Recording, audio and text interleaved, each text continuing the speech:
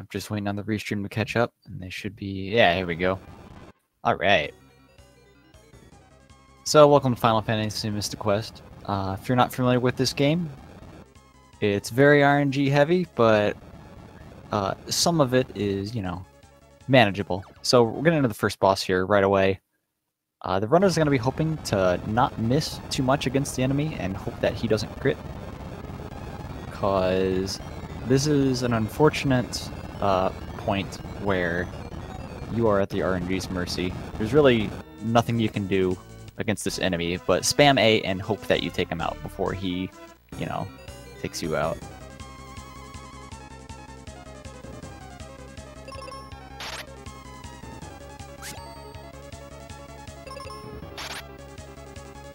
I believe it's 2 misses that you can have against this guy before you have to panic. But it looks like both are having a pretty equal fight. Just perfect. No problems at the start. Good.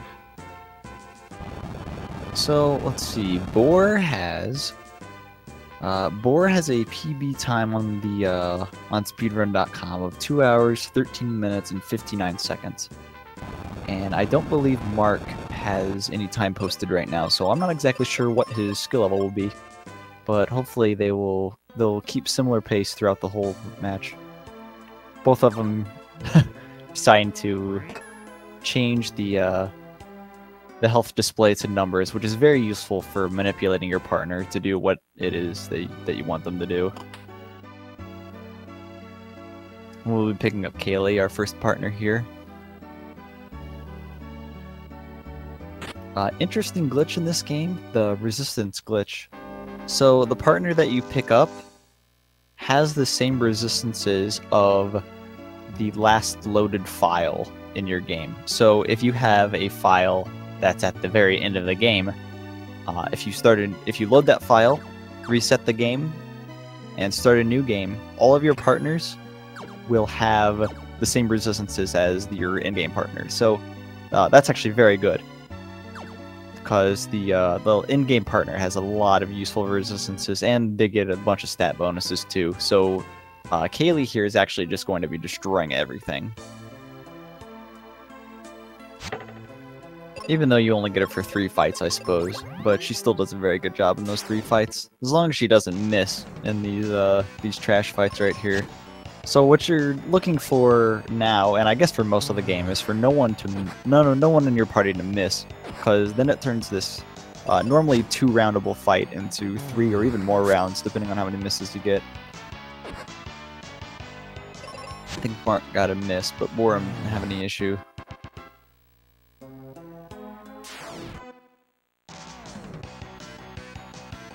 Since Benjamin, your main character, Ben, if you hear me say Ben, that's who I'm going to be referring to.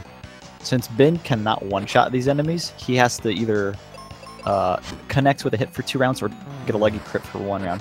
And on Mark's screen, it doesn't really matter if Ben dies, because he gets revived with 1 health at the end of every fight, and you don't lose any experience, so that's fine. So both players getting into the first boss here. Funnily enough, this guy is not immune, or I think the game kind of treats this guy as undead, because you can just cast life on him with Kaylee and he instantly dies. Good fight.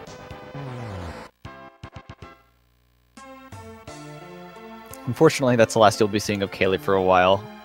So she gives us her axe, which is marginally useful, and gets taken off. But luckily, or I guess unluckily, we'll be getting our second partner here in just a moment.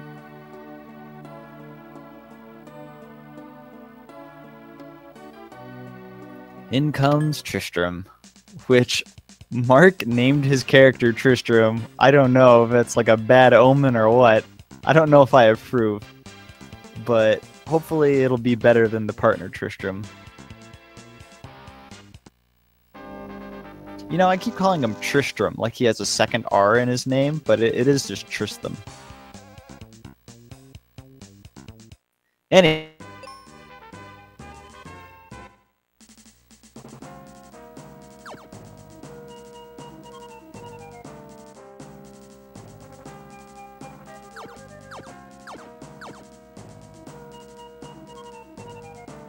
lagging, so if I missed anything, that's what's going on.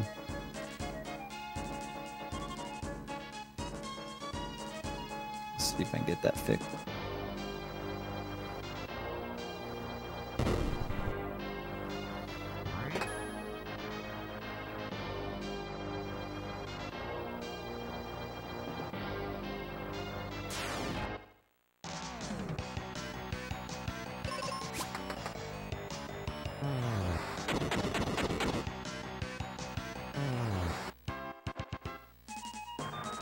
Alright, I think we're back. Sorry about that. I think my internet hiccup for just a second there. So we're going to be looking for enemy compositions here that have 1 or 2 enemies, since you can easily beat those enemies within a single round. So while I was gone, both players picked up the bombs, which are very, very strong, but the damage spreads out depending on how many enemies are left, because you can't single target them. You have to hit all enemies with the bombs. So as long as there's 1 enemy left, the bombs will be able to easily dispatch of them.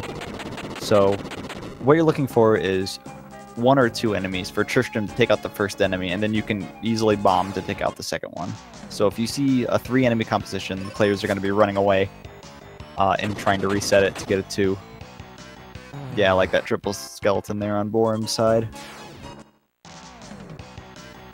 For both players, in fact. And just like that, we're almost in sync. So I guess earlier, both players picked up bombs, skipping out on the steel shield, but we'll definitely be picking that later on the way back. It doesn't really help to pick it up right now.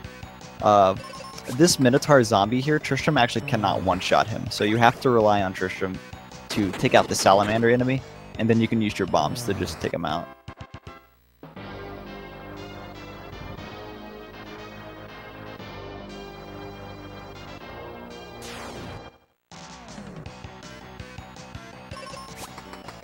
So Mark's kind of running around with 1 HP on his main character, and that's okay.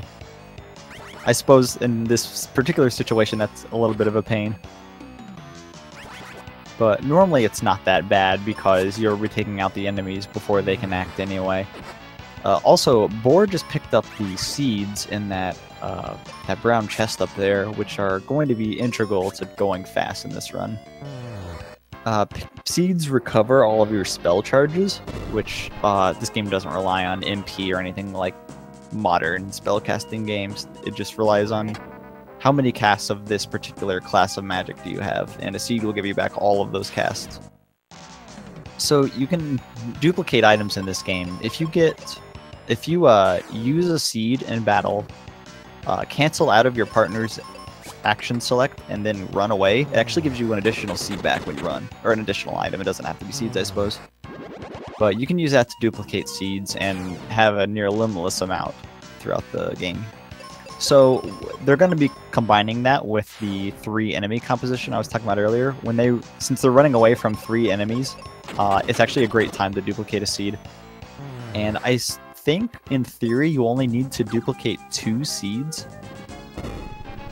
But you might see some runners duplicate a couple more just for safety. And both players picking up the quick spell before the boss. It doesn't really matter if you pick it up before or after, but I suppose if you pick it up before, if you manage to run out of cures and the boss isn't dead, you can still quake him. Boar jumping into the Flameless Rex fight. This will be the first boss. You're looking for him not to use Rip Earth, which is his Quake attack, which unfortunately he will use, and unfortunately he will use it more often the lower health he is. Since Benjamin casting Cure on the boss is actually a very big source of damage for this fight, and unfortunately Ben also just dies to 2 Quake attacks. So you want to keep him as healthy as you can. Luckily, if your partner is on auto, they will prioritize reviving or healing your character if they're below half health, I guess, or dead. And you can actually use that to your advantage, because if the main character dies, and your ally revives him, as long as the main character's turn hasn't passed yet, he'll still act on that turn.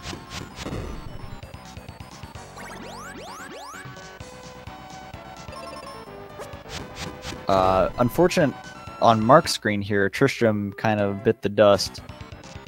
You don't pick up the life spell in this game, so you have no way of resurrecting your ally if they die, and they are integral of keeping your character alive, because the life spell is just completely overpowered in that it completely revives you, heals you to full, and recovers any status effects you have. Bora's playing it a little safe, but it looks like he might... Uh-oh, that's gonna take out Ben. Can Tristram close it out? I don't wonder how many white magic casts Tristram has left. It can't be many. There he goes. He takes him out. Dark Wolf, that's right. Cure damages him, and life does not. It's kind of strange how the distinction is. There's some enemies that you can use life on to instantly kill, but I don't think you can use Cure on them to damage. It's really kind of weird.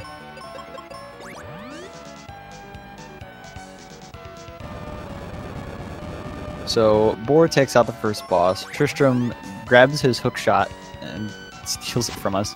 It's alright, we'll be getting it later. Don't forget to grab that sand coin over there, because if you don't pick it up, you will have to walk all the way back here to get it.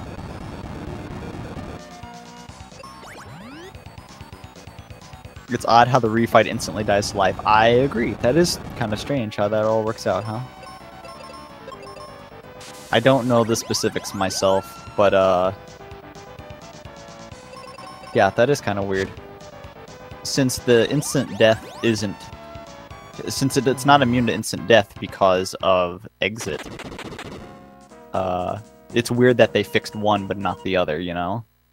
So, unfortunate death for Mark, but he does take it out the second try.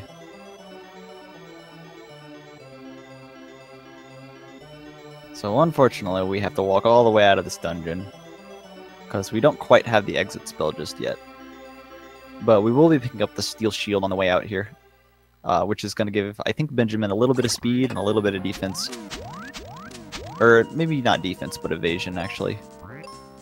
It's not that far out of the way. I'm not sure how much it actually helps. It may actually be needed to break a certain speed value to be faster than certain enemies. I'm not quite sure.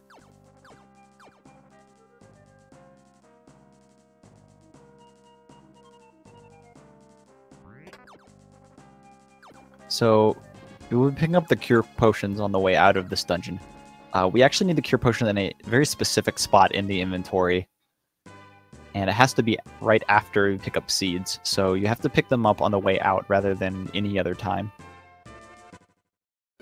There are a couple other chests, that you can pick up cure potions, but that one is just so convenient because you're walking right through it. I mean, you're jumping over the chest, so you're already facing it. There's no, like, additional inputs you have to do.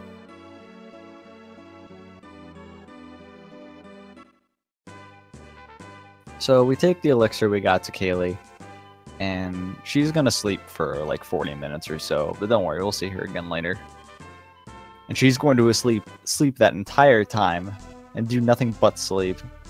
So keep that in mind whenever you see her later. Bora's coming into the focus tower here, which is kind of the hub point of the world. It connects all the different quadrants of the world map together. Proof that he got that sand coin. We'll walk right through that door. If you skip the chest in Bone Dungeon, you'll get to that door, realize you don't have the sand coin, curse yourself, then have to walk all the way back. Mark didn't pick up the cure potions right there. I didn't see if he picked up the ones that were right next to the boss or not. I assume he knows what he's doing, though. He probably got them.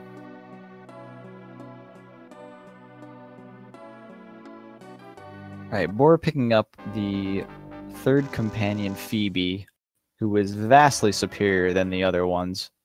She comes with 10 black magic casts, which is all going to be fire, and it's going to do a lot of good work here in the next dungeon. And I believe she has 4 or 5 thunder casts, which will be equally useful.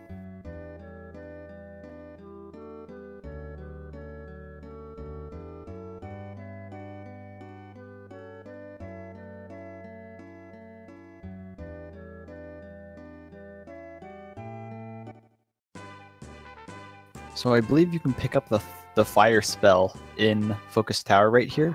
I don't often see people do it, but it is there if you want to. I'm not sure exactly how useful it is, considering Phoebe just destroys everything with fire anyway.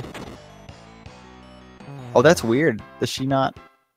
Oh, I didn't know that she didn't one-shot the Toad enemies with fire if there were 3 enemies. Huh.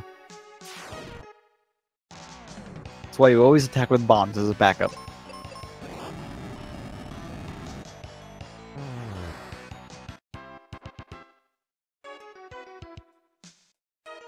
So the Quake spell they picked up earlier will be pretty good for these worm enemies that are weak to Quake. It's useful for saving Thunder casts on Phoebe, because otherwise you would have to use Thunder to take these out and maybe have to use an additional seed later in the dungeon, which isn't really that much of an issue considering you can just duplicate seeds. It's just kind of a time saver.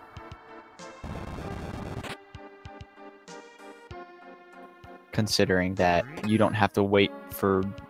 You don't have to hope that Ben takes out the enemies, the remaining enemies, with a bomb. Whenever you don't have to, you know, worry about all that. But when there's 3 enemies, you can leave Phoebe on auto, and she will usually do the correct thing. But if there's like a separation of enemies, like 2 scorpions and a hedgehog or something, you'll need to manually cast fire on everything to take it out, because the AI just won't do that. A lot of the time saves in this game, in addition to getting good RNG, is manipulating your allies' auto to do what it is you want it to do. Or knowing what it'll do in each situation. So you don't have to menu to the correct spells yourself.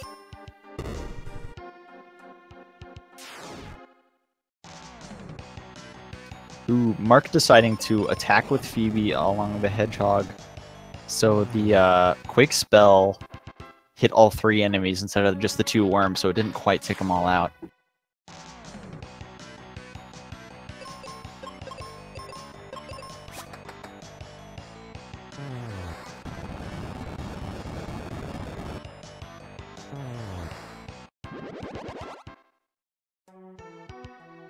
So these Centaur enemies on Boar's screen have a confusion attack, and Phoebe cannot take out 3 of them in one attack. 1 Thunder and 1 Bomb will do it, so you have to hope Ben goes before the Centaurs, because if the Centaurs confuse Ben, and possibly both characters, the fight turns hairy pretty quick. But luckily Ben has a pretty decent chance of going before them, so it's not too dangerous in most situations.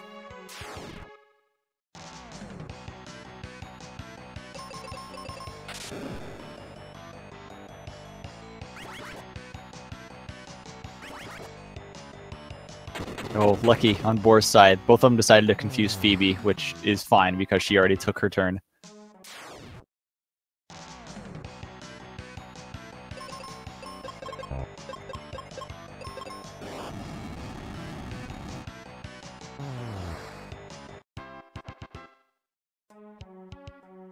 Yeah, that's exactly how it works, Dark. The more enemies there are, the more the damage is spread out between them, so less enemies equals more damage to one.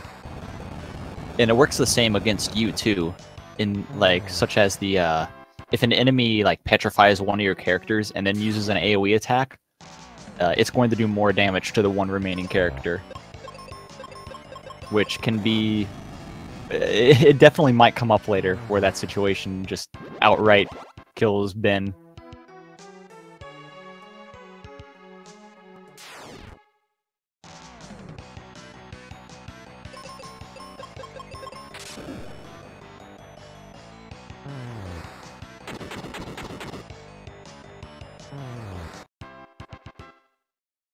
So yeah, this is the Group D. It's both these characters. I did that last time too. Both of these players' first race in the tournament. In fact, this is the first race in Group D. So Netara and Tief Blau are the other 2 players in this group.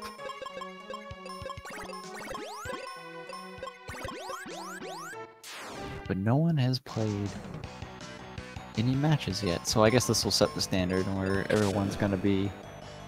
Everyone will figure out who to be worried about facing.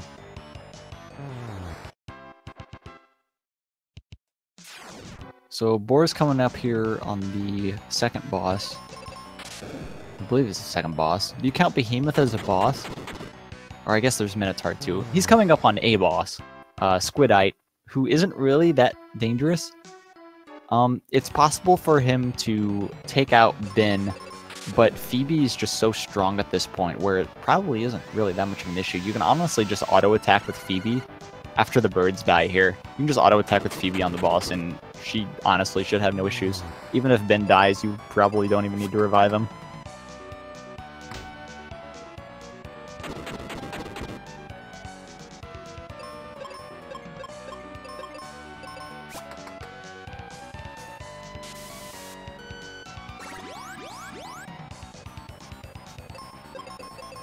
Ben on Boar's screen is giving a little cure support.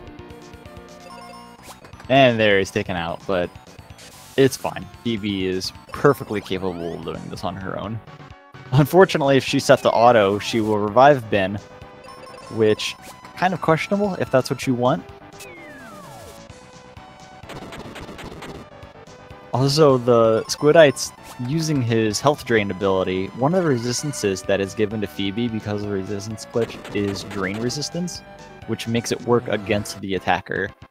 So Phoebe's actually draining health from the enemy whenever they use a drain attack. So it looked a little funny there.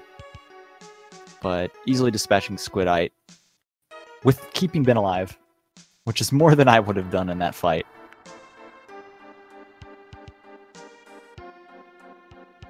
I think Mark, for not having a time posted, I don't know how experienced he is in this game, but I think he's keeping alright pace behind his opponent.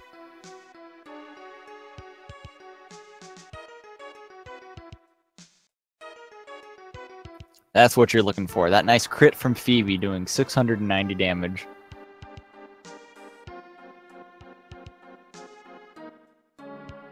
Now, it seems like he might be also using the keep Ben alive strats.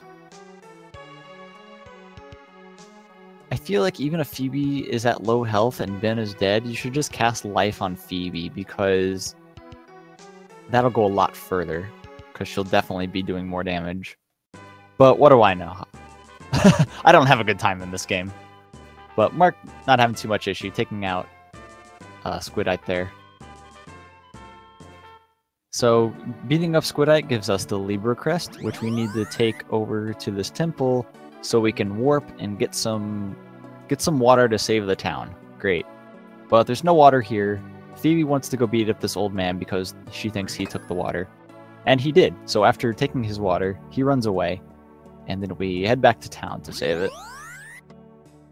Where is Exit? Exit is a reward from a battlefield that is not accessible until after the Ice Pyramid. So after Ice Pyramid, that is definitely the first place you go.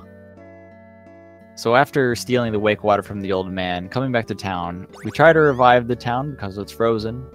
Unfortunately, it only works on one square. So after saving this one plant, Phoebe says, well, whatever, let's just go to the Ice Pyramid. Because she's out of other ideas. But first, we have a block-pushing puzzle, a block-pushing mini-dungeon, which, using blocks in a clever way, we can actually skip about I'd say about a third of it. So you only really need to do 4 fights and then the boss in this dungeon.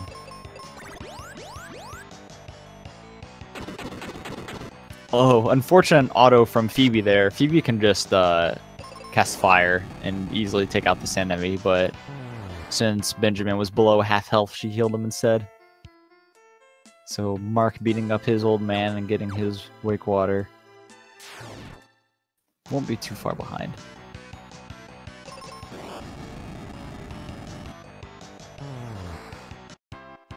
Yeah, I think every enemy in this dungeon, you can just auto Phoebe, and she'd cast either fire or thunder to take it out. I'm not sure if these two Lamia enemies can come with one of the Desert Hag enemies or not. But if so, a bomb from Ben will clean up the remaining guy.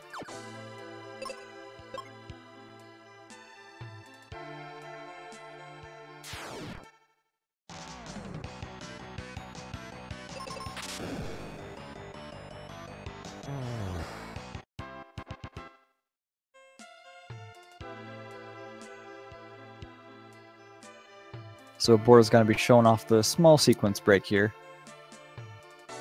You just push these blocks in such a way you can use the ever so fun jump mechanic to just hop right up to the end. As much fun as jumping is, I believe it actually loses a single frame with every jump you do, as opposed to just walking, which is really unfortunate because jumping is fun. Grabbing his heal spell before the boss. You would like to not need to use the heal spell, but just in case, it's right there and really quick to pick up. So the Snow Crab boss here isn't too bad. He's definitely a lot more dangerous than Squidite was. As you can see there with his water attack that Ben is not resistant to quite yet. Takes off a good chunk of health. This is pretty much the only fight where the axe is marginally useful, since the boss is weak to axe, and this axe still does okay damage at this point in the game. And if you get a crit with the axe, it's a pretty good chunk of damage. Otherwise, you can just use bombs since they don't miss.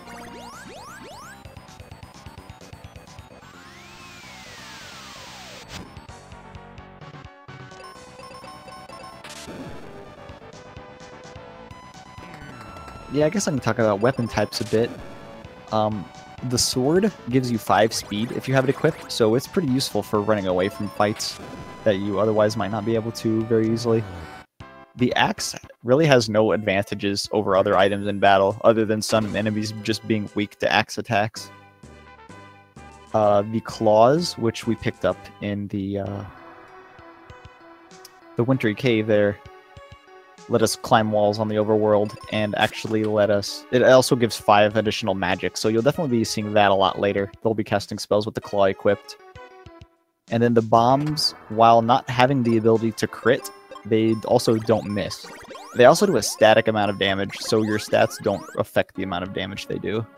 So they remain useful for a good majority of the game just because of our low level. Yes, he also picked up the jumbo bombs right at the end of the snow crab fight. Phoebe says, "Oh hey, you can use bombs? Here, let me teach you how to use these good ones after the boss, and not before the boss." So yeah, she gives you the tier 2 bombs, which are a pretty good upgrade over the other ones.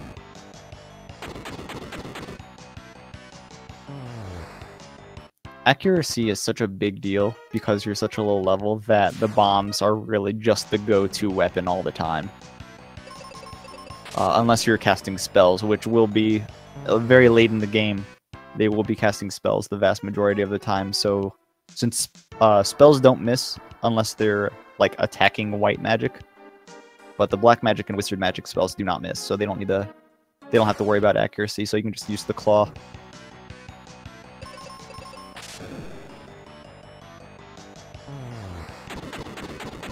These wizard enemies can be kind of a pain. If they decide to go before Ben, they can just heal themselves and waste a turn.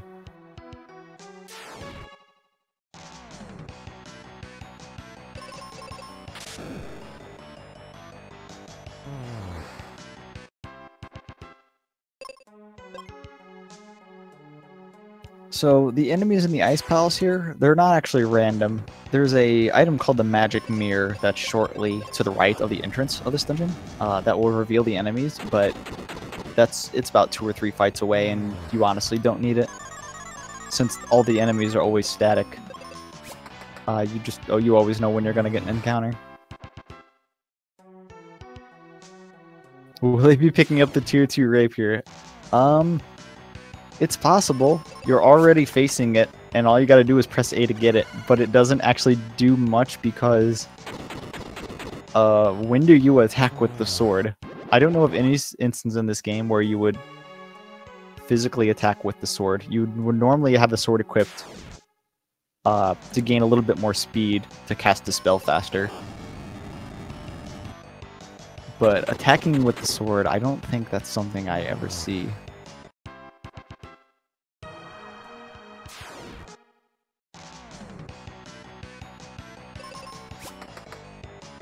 So these bird enemies, the stony roosts, can petrify you. They don't have a very high chance of doing it, but it can be a pain if they do.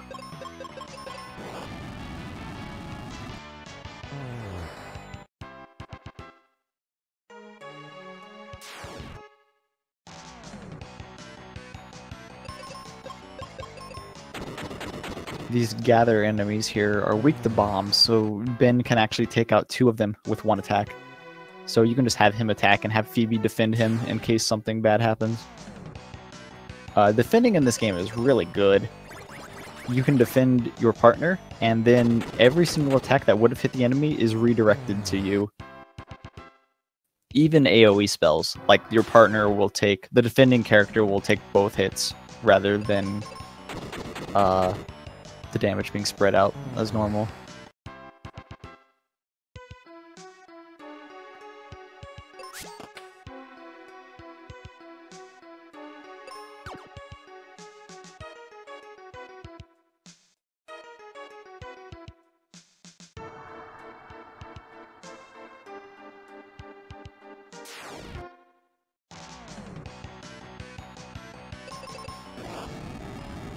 Not too much going on. Ice Palace is a little bit long without too much variation.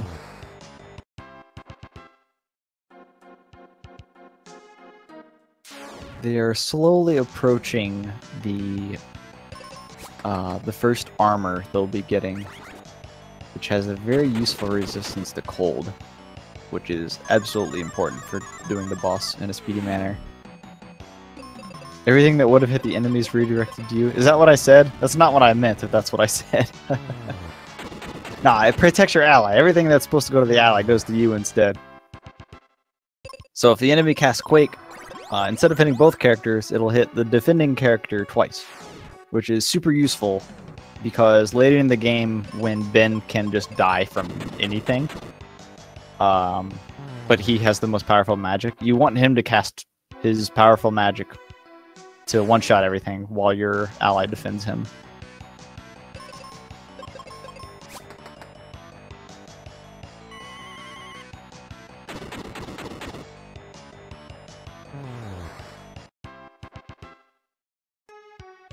Oh, unfortunate death on Mark's side. There is the unlucky petrify from these birds can absolutely cause havoc.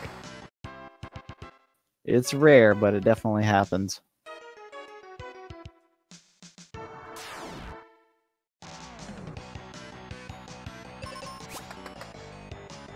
Yep, that's what makes defending that much better. It's also useful if you're keeping status effects off your partner, especially if the defending character is resistant to that status effect.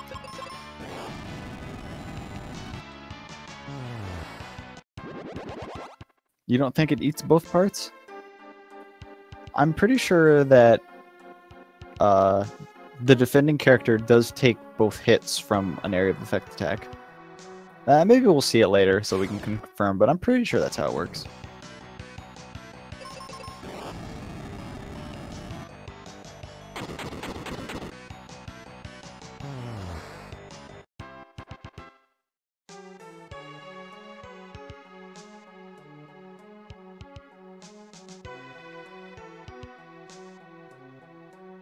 It calculates the damage as if there's 2 targets, and then puts both the damage values on the one character.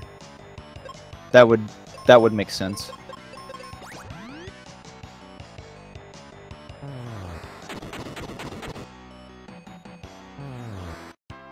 Doesn't deal the sandwich like 500. I don't know what that means. Though it does make me want a sandwich.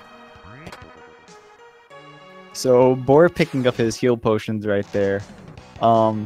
We need the heal potions in this specific spot on the inventory. Whenever they first entered the Ice Palace, they picked up the refreshers, which need to be in the 3rd spot on the inventory. And then there, they've just picked up the heal potions for the first time, which puts them in the 4th slot, which completely sets up your inventory for what it needs to be.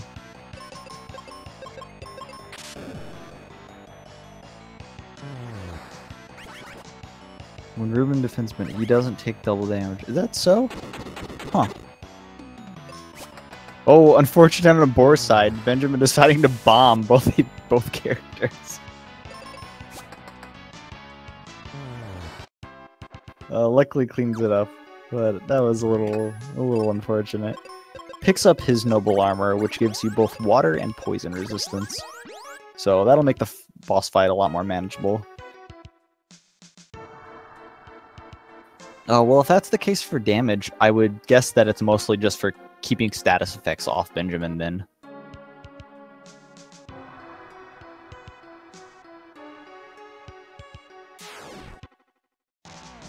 Yeah, maybe I was completely confused on how it worked.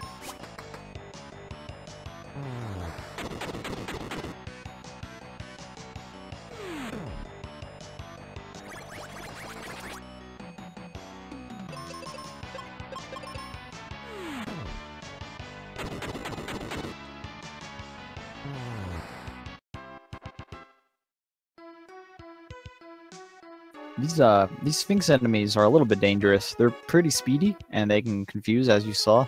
But they are actually weak to life, so you can just cast life on them and they'll instantly die. Which is very useful later on, because the Sphinx enemies we fight later on are very, very dangerous.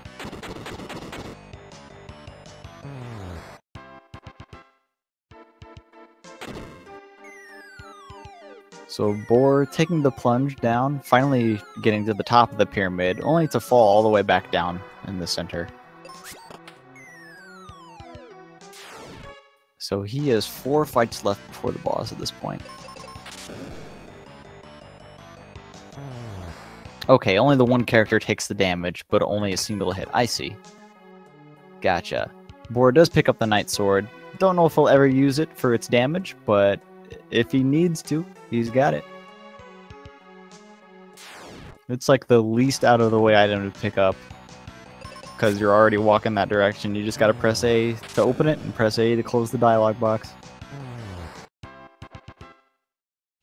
And just removes that damage. Well, that's certainly useful.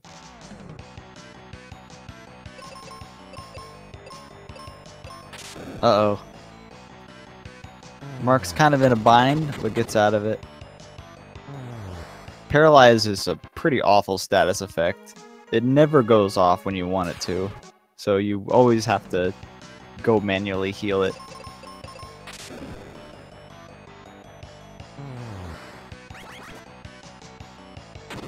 How does the player on the left win battles? Bore him to death. Oh man, are we doing that now? Is this really the direction we're headed? I like it. Let's keep going. Mark jumping over the knight's chest. Then picks it up. That was an extra input he had to do there. Anyway, Boar getting to the Ice Golem fight. Ice Golem here has a nasty health drain attack. And it's not a typical health drain in where Phoebe's drain resistance would reverse it. It's actually just kind of a heal for himself, in addition of doing damage to you. And he will definitely be using that a bit more as he starts getting low on health.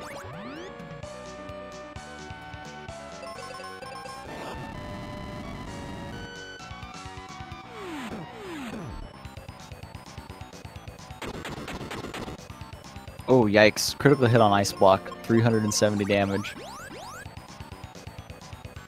Good thing you got that water resist, or that would be an easy one-shot.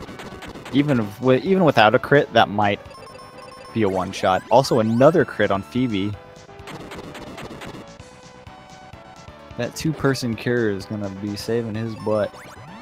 Oh, another one! What is this luck?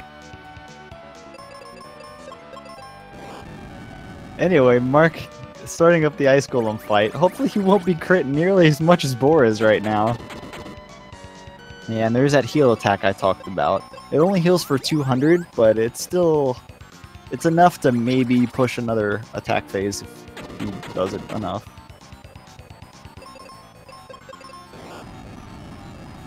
You do want to keep Ben as healthy as you can during this fight. Just because it's not out of the realm of possibility for Phoebe just to die. Oh, Boar's going a little bit... Oh, he's playing really risky. This better take out the boss. Uh-oh. Oh no, Boar! It did not pay off.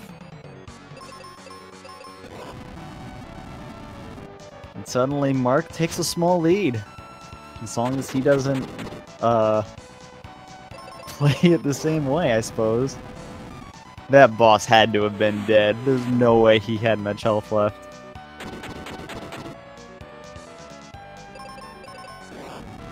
One health left on Ben, on Mark's side. Okay, he's still fine. That crit scared me, but looking okay.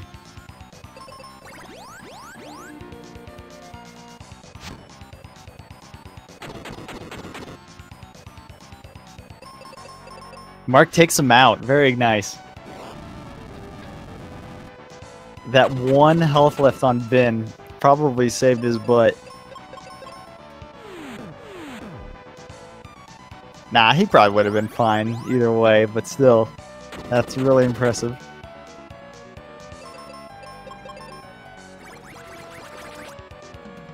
So after saving the water crystal, make sure you grab that chest.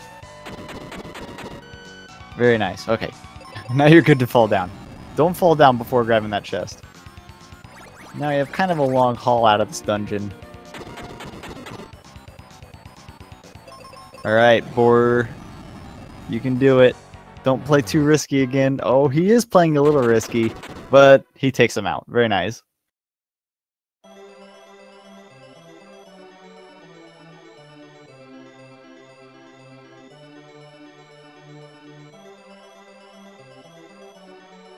And just like that, Mark pulls ahead. I was a little too risky on Boar's side for my taste. But, I mean, it's not only RNG that affects. Sometimes player decision does come into play, as you just saw. The non-boring strats. If he's playing non-boring, then he's not being himself. Because it's in his name. You gotta bore him to death. So on the way out of the dungeon here, you can opt to pick up these bombs. If you have less than 10 bombs, you absolutely need to pick them up. I don't know how many bombs Mark has, but hopefully he still has... hopefully he has more than 10, because he just missed his only opportunity. Because you need 10 or more bombs, because we are going to the exit battlefield. We call it that because you get the... Oh, never mind, Mark, this is not the right battlefield, dude. No, no, no. You gotta go one to the right. Uh-oh. Okay, good. He realized. Okay, good. He's back. He's back on track. Hopefully he has the 10 bombs to do this. Boar picking up the 10 bombs. He already had 10 bombs, but it never hurts to have more, and that chest is very, very quick to get. So what you're looking for in this battlefield is the single squid. If you have the single squid, you can just bomb it and be done. You got to do that 10 times. I believe it's a 1/3 chance of the Sphinx joining in which case you need to run away and reset the fight. Unfortunately, though, you are like really never in any danger of dying here. Even if you get confused, you can still run away without much issue.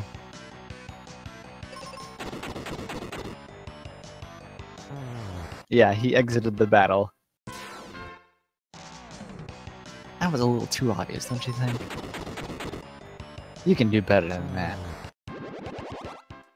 Mark's getting some unexpected... Well, in addition to unexpected attack, he's getting some unfortunate Sphinx locks here.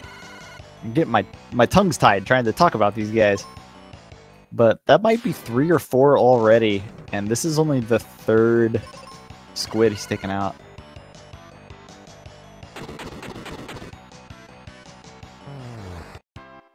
Nice dodge on that electro pulse. That is an unfortunate timer. It's unfortunate time. The animation's long. That's the right word. You can't do better. Well, that's fine. Only bad puns here. I won't accept anything better.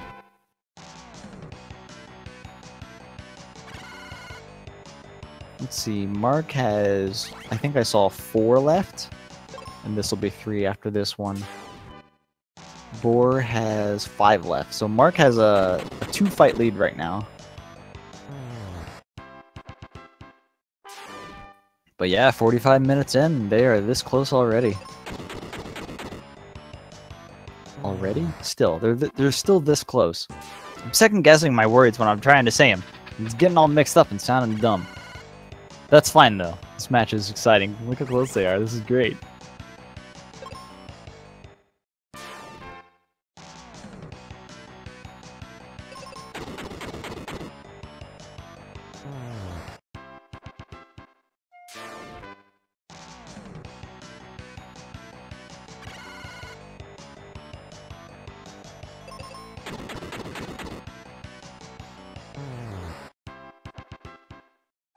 Alright, Mark finishes the battlefield, grabs his exit spell, which is absolutely wonderful. It is so useful. In addition to taking you out of any sort of building and taking you back to the world map, just like this, it also just instant kills any enemy that isn't immune to magic. So, yeah, I guess that part's super useful too. You don't get any experience or gold for enemies that are killed that way, but that doesn't matter at all.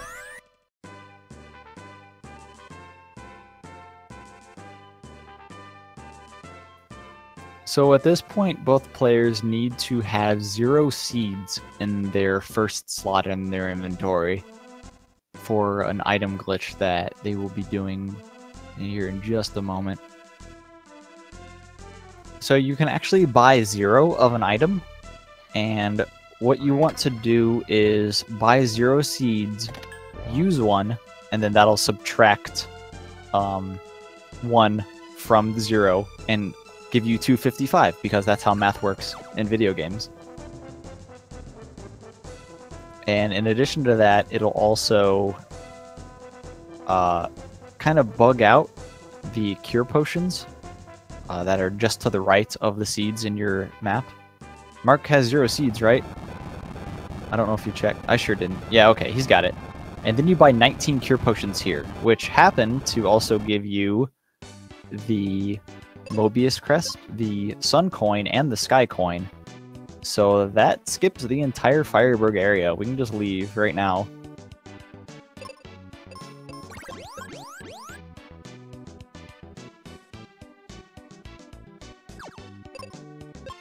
So I'm sure they'll be fine. They can save themselves.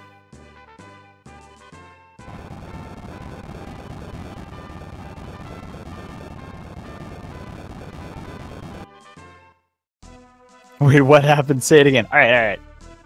You're on the floor? Were you doing the dinosaur? So you basically glitch out your inventory and receive the Sun coin, the Sky coin, and the Mobius crest just by doing some item glitching. Just because of some funky way it's programmed. So, Mark's showing, yes, that is a Rubin in my pocket, and he is happy to see you, but he jumps out and falls off a bridge, and then we gotta fight this guy. So luckily we just got the exit spell, or else this fight would be a little hard.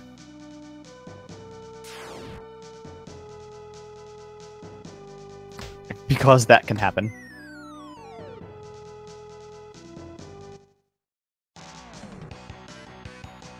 Oh no. Okay, he gets him.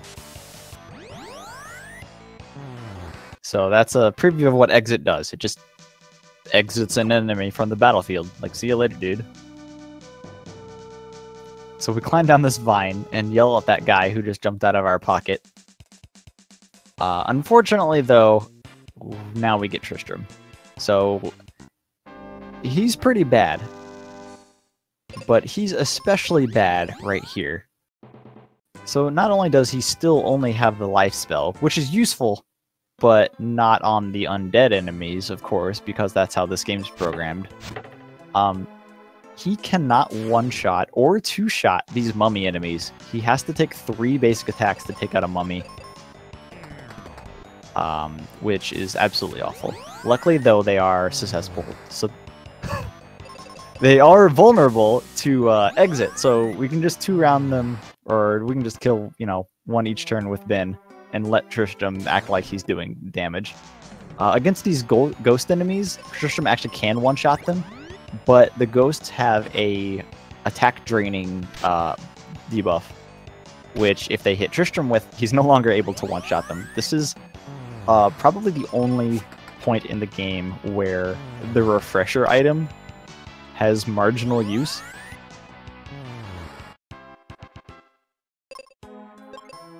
Even then, I've still never seen anyone use one.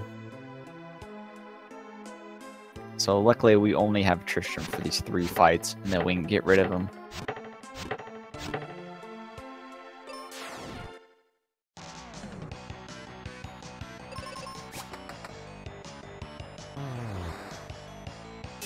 Oh, these specters can also clone themselves, just like what happened on Boar's screen, which makes the attack drain on Tristram especially bad, because then you have more ghosts to deal with, and he just can't get rid of them. So on Mark's side here, our giant Deku tree won't let us inside because we're not scary enough. So we need to find someone who's much scarier and has a giant axe. Axe. You know, the thing you chop trees with, which is Kaylee. So we gotta go find Kaylee, who's all the way in Aquaria. And all she's done these last 50 minutes or so is sleep. And she's gained about, what, I think 38 levels from sleeping. Also, her axe is 2 tiers better as well. So it's had equally good sleep.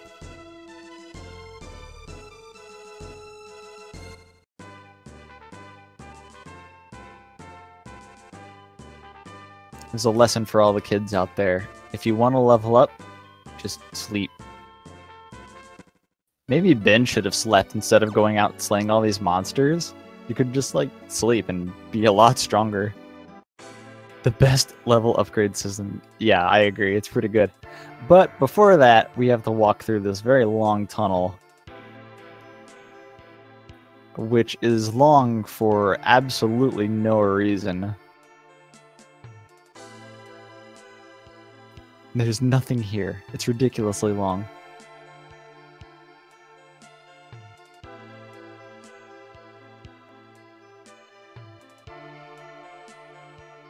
So luckily this guy Spencer over here is willing to take Tristram off our hands.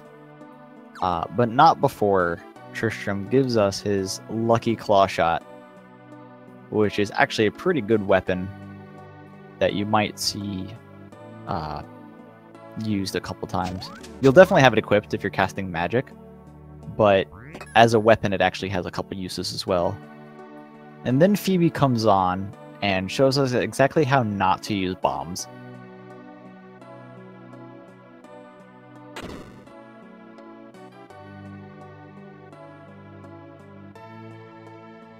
So she blows up her grandpa's cave and just leaves. Like, good job, Phoebe.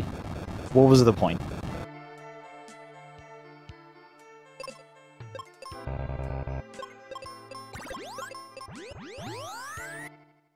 Boar actually didn't have any white magic casts for exit right there, so he had to go seed first. So here's Kaylee. She's absolutely amazing, and we'll have her for actually quite a long time. She only has 1 attack spell in Arrow, but at this point of the game, quite a few enemies, in fact the vast majority of enemies are going to be weak to wind. So it definitely keeps usefulness for the entire game.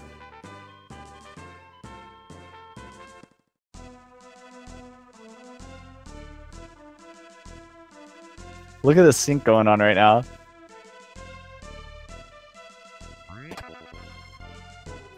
Yep, both got the bombs.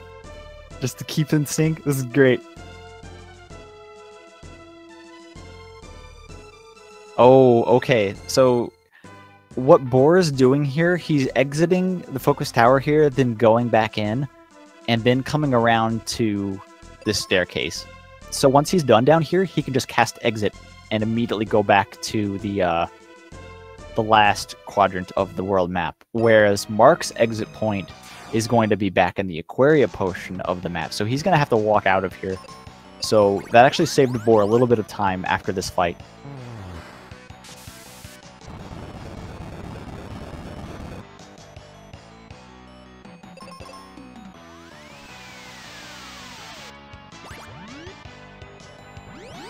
But Boar is getting some bad luck here, so I think they are going to still be in the same sort of synced timeline. What am I trying to say here? Boar getting unfortunate blind there on Ben, so he missed his exit. And then I think the ninja cloned himself, so he had another enemy to take out. Oh, Boar just cast exit. There you go. Yeah, and that takes him right back here. So he doesn't have to walk out. So this 3 mummy fight on Mark's screen is actually a little bit dangerous because these guys have a Petrify, and Kaylee can't take out all 3 with 1 cast. Uh-oh, that's not what you want to see. So the tactic is to have... The safer method would be to have Kaylee single target to make sure one of them dies, and then have Ben exit one, and then just guarantee a second round of combat. Or you can go for the risky strat of having both characters cast arrow on all enemies. Now, if Ben is level 12 here, you can actually have the claw equipped, and he can take out 2 enemies with 1 arrow cast. But only with the claw equipped at level 12 can you do that.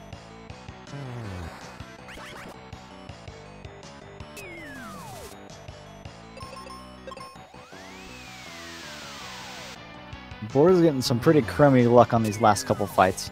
Kaylee can take out 2 enemies with 1 arrow cast, so I think he could have just casted on both enemies right there.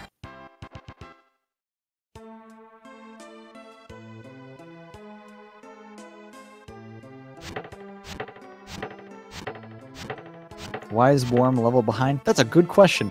They've done like almost the exact same stuff, right?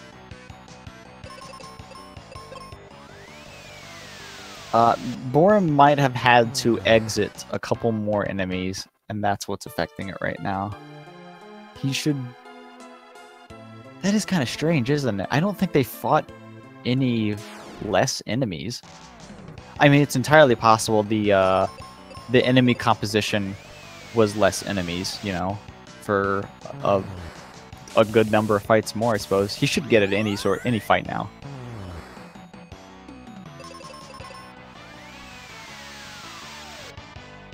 So now we go through the long slog that is the Giant's Tree.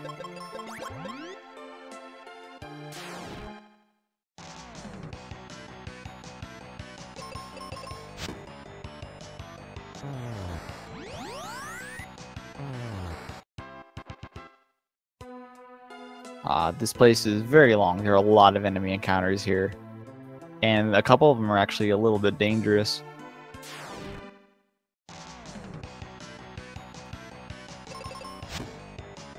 There's a lot of risk management you have to do starting on when you start fighting the leeches. The tree is weak to axe. Yes, I'm glad that I'm glad that's a thing. The tree enemies are weak to axe. Who would have thought?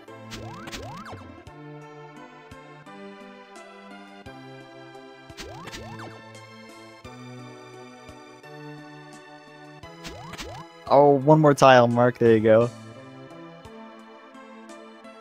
For not having a time post on the leaderboard, Mark's is actually doing really well. He's got all sorts of little time saves. He's got them right down. He knows exactly what he's doing. Oh, tree isn't weak to axe if you miss.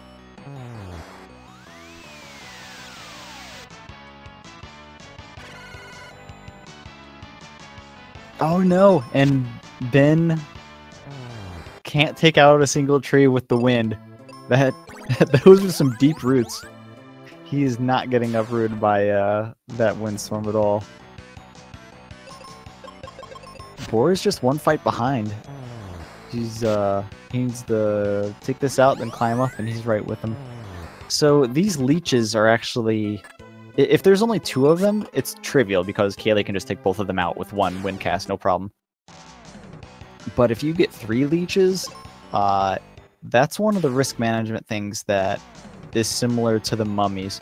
While these guys don't have any sort of instant kill attack, all of their attacks take a long time to complete.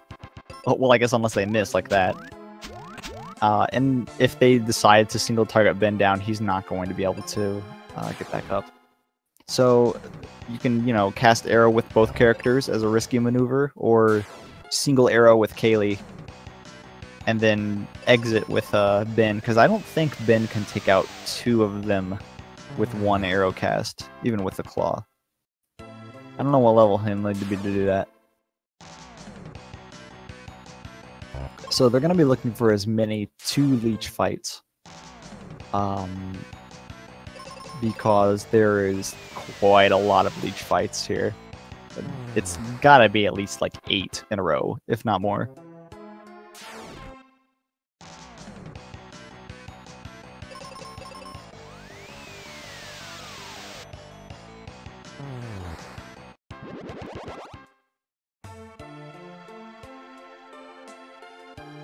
Just when you thought you were done. Nope, there's more leeches in here.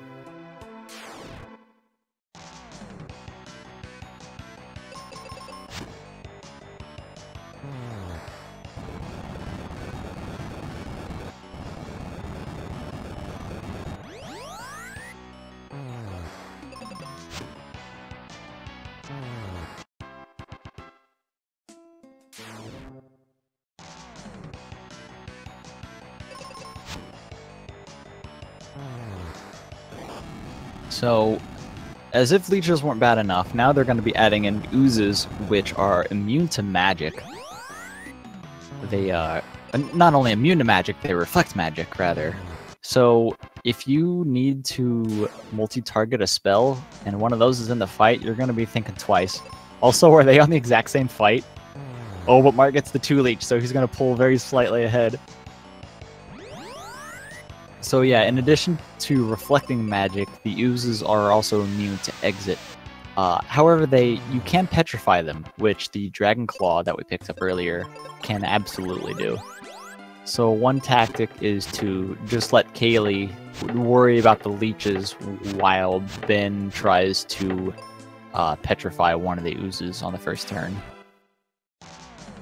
Because neither character can one-shot a ooze. Like, even Kaylee's giant scary axe will not one-shot a ooze. Mark actually climbing up on the things there, you can actually just hook and walk directly left. Like, kind of like Boar did. So you can do it 1 tile below that.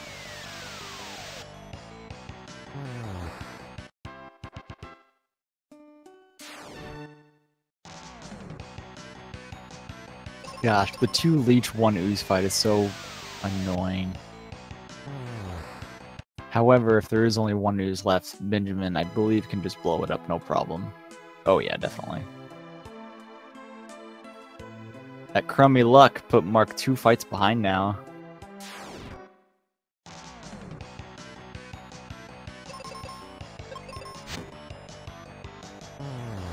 These toads, they do something, but I don't remember what it is. Is it petrify? Oh, yep, it certainly is. It's gonna have to get lucky. Uh-oh. Uh-oh. With the paralyzed. Oh, but he gets out of it. Oh, no, but he's gonna... Oh, no. Poor Boar.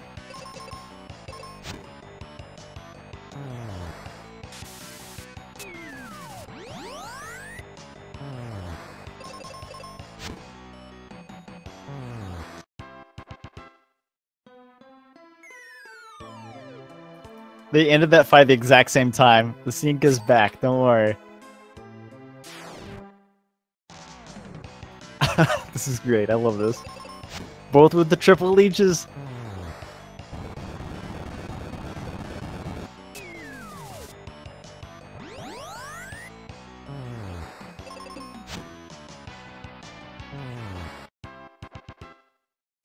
Very nice cleanup.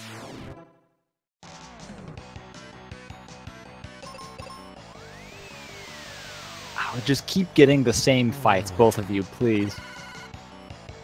They still got a good amount of tree left to go through. So, you know, we can swap at any time.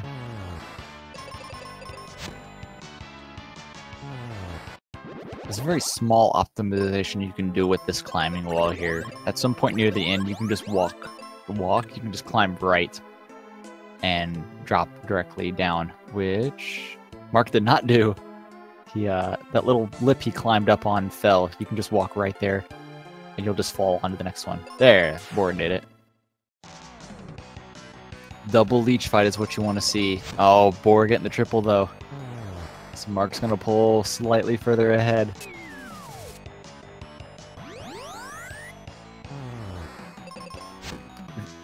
This 2 ooze fight is like a guaranteed 2-round. Since Kaylee can't one-shot them, and Ben can only one-shot them if there's only a single ooze, you just kind of have to hope that nothing goes wrong and just wait out a second turn. You can have Kaylee attack one, or you can just have her defend Ben, since Ben can just, he can take both out in 2 turns, no problem. And I suppose if Kaylee is defending Ben, any of the drain attacks they'll use, ooh, unfortunate death there, but no problem. Yeah.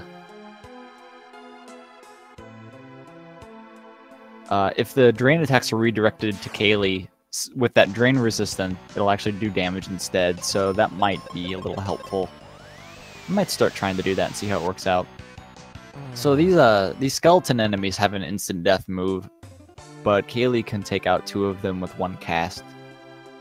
It's only the very last fight, I believe, is guaranteed triple skeleton fight, which is a little scary, since it has that whole risk management thing we talked about earlier.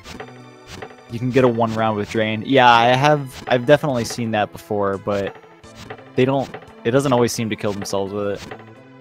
It's really funny when they crit themselves. I don't know if it actually does more damage, or if the text is just for show or not, but it is funny when it happens.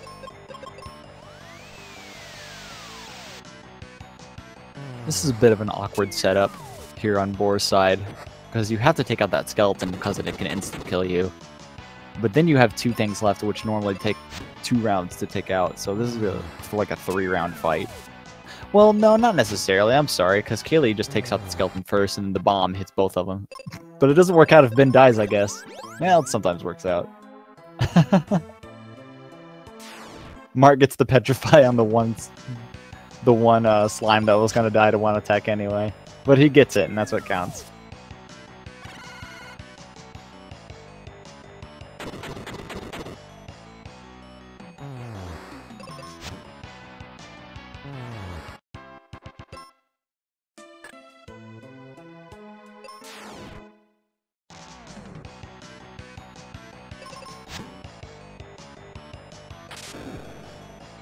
Oh yeah, so many mobs are weak to wind, it's crazy.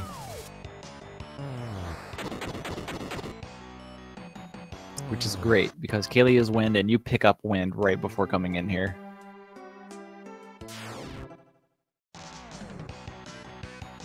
Triple leeches, and leech ooze. Which one of these is better?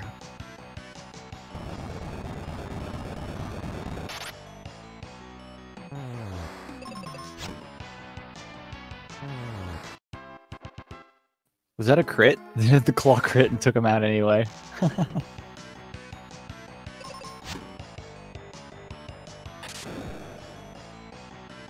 They on the same fight again? Oh my gosh, guys.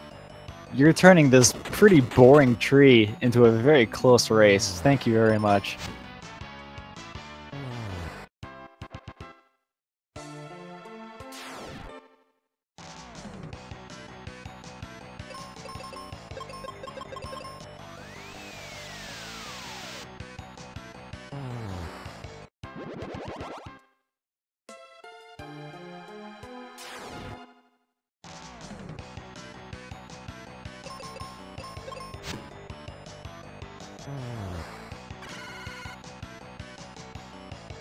I believe I'll be joined in commentary by Cyclone, which I believe had his race last night.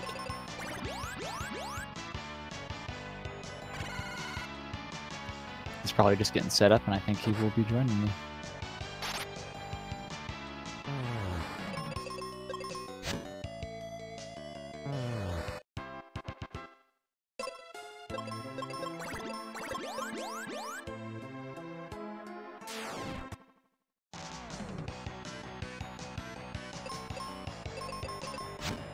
So both players just about done with the tree here.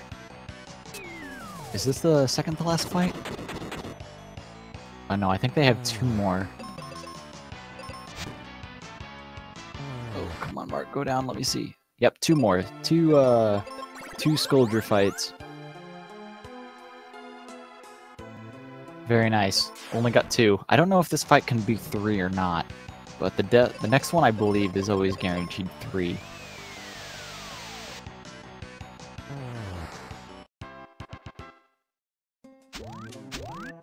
Who is winning?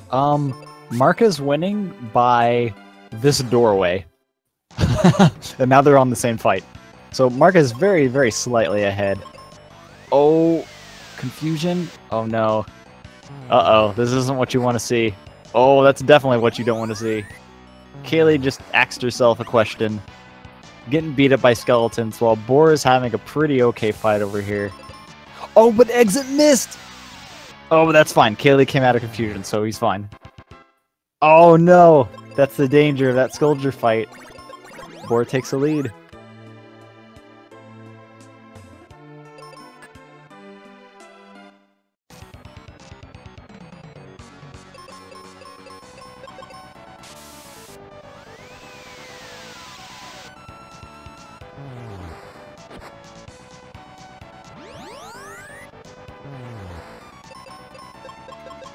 So the Ghidra fight here can be pretty dangerous. He does a lot of damage to Ben, and I believe he can petrify. Maybe has a paralyze? It might be one of the later versions that has a paralyze. You're new here. Are you allowed to root for players? Yeah, root for whoever you want, man. This is great. Races are very close. Mark is just about to start the Ghidra fight, which Boar has a slight lead on. Hello. Hey, how's it going? Pretty good. It's been a really close race right now. They are both on Ghidra. Boar is just slightly ahead through the fight. Yeah, I can see that. I just saw Mark die to the skeletons right before that. Yeah, he was very slightly ahead until that, but that's a really dangerous fight. So unfortunate paralyze there on Mark's, or petrify there on Mark's side, which means Ben is going to take the full damage. This is why I really, really strive to be level 16 by this fight. Oh, you have just enough health to survive that then, wouldn't you? Yes, yes you would. Huh, that's interesting. I like that. Boar is not having the same bad luck, so I think he's going to clean this up pretty good. Yeah, there he goes. Everyone get your goon kids ready? Oh no, I don't have chat. Oh no.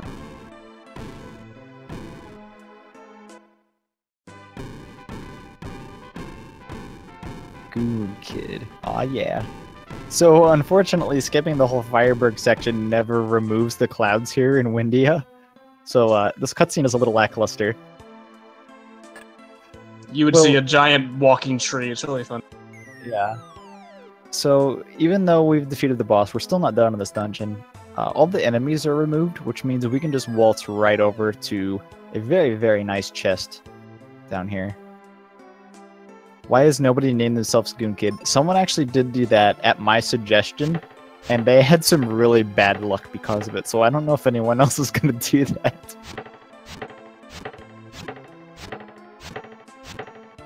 I believe that was JC that did that in a previous match a few days ago. Mark cleans up Ghidra, gets his Goon Kid.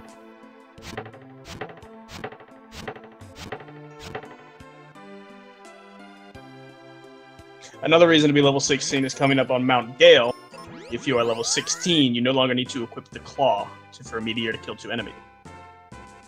Oh, and I suppose you could probably outspeed them a lot more reliably then. With the sword it gives equipped. you a chance at outspeeding them. as opposed to having no chance. Right.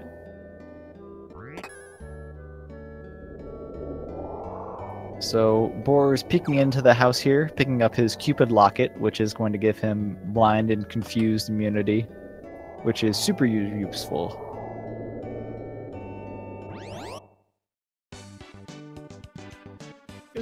He has a poison as well, doesn't it?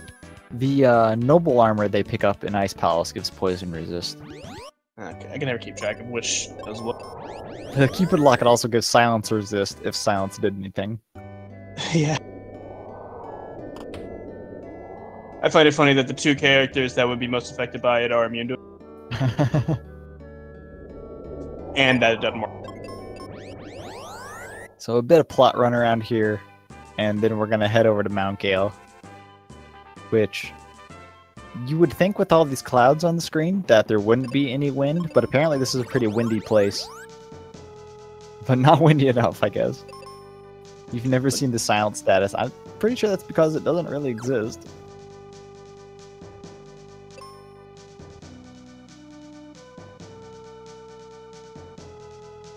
Even if it did exist, you gain silence resistance fairly early on, I think. And on top of that, Phoebe and Kaylee are both immune to it. Even without the resistance glitch. Yeah. Or rather, since the glitch always exists. If it didn't exist, they would be immune to it. I think this thing I'm reading here says the magic ring in a battlefield near Aquaria gives silence resistance, and that's the only other source of it. Okay, but the Cupid locket replaces that, right? Yes, it does. Okay. So with our almighty meteor spell, just about every single fight here, I think every fight here in fact, except the boss, can be taken out with one single target arrow and one meteor. Yeah, but you can see since Boarum's still level 15, which is actually surprising, he has to have the claw equipped. Where Mark has the sword equipped and might be able to outspeed somebody. Yeah, Boar's been a lower level, I think, ever since the beginning of Giant's Tree. And we're trying to figure out why. And we're guessing it's just kind of, you know, more 1 or 2 enemy comps, I would imagine. Maybe more exit usage.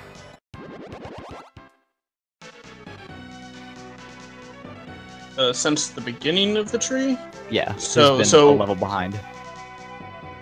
Well, I mean, that's when you get exit, so that's weird. Yeah. It had to have been in Ice Pyramid that he fell behind. Well, he hits level 16 now, so he's all good. Yeah, and he does equip his sword, so he knows about that. I didn't think about that, so I'll definitely have to write that down and use that strat later. There's not too many instances where your level matters in that way, but the start of the tree if you're level 12, and here if you're level 16. Yeah, because you can double arrow the mummies, right? With the claw at 12? Correct. Alright, I'm learning.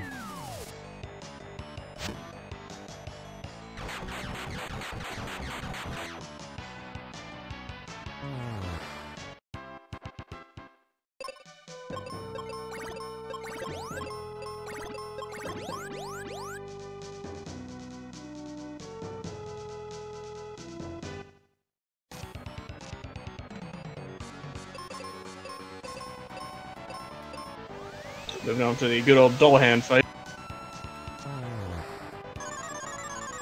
Dullahan can be kind of a jerk. He has Doom Dance and a Sleep. Doom Dance, of course, will instantly kill you. And Sleep is just really annoying. And he just likes to hit Benjamin for like 500 damage. Oh yeah, like that part. And Benjamin's damage output is significantly higher than Kaylee's in this particular fight. So, generally speaking, Kaylee is just healing the entire fight while you're trying to keep meteor casting on Benjamin.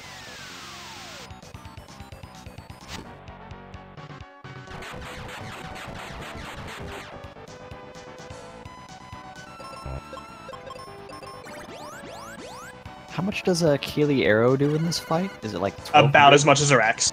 Oh wow. It's like 700. Oh gosh. Okay. So generally speaking, you wanted to try to go with the axe, maybe for the crits, but you have a chance of missing in that case. So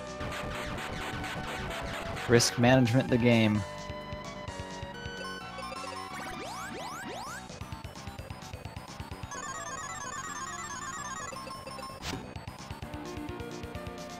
Mark going into the fight as well. Kaylee just gets lost 1,000 health in the first turn.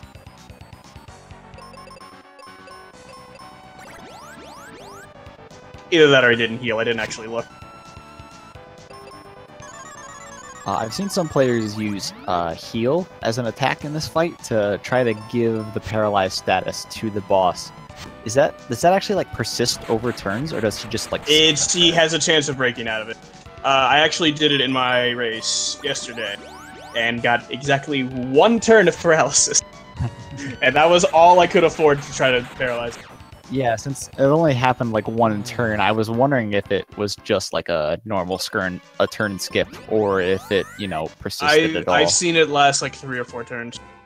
Oh wow, nice. Which makes the fight really easy. Yeah, I imagine. Anyway, Boar cleans it up there without too much issue.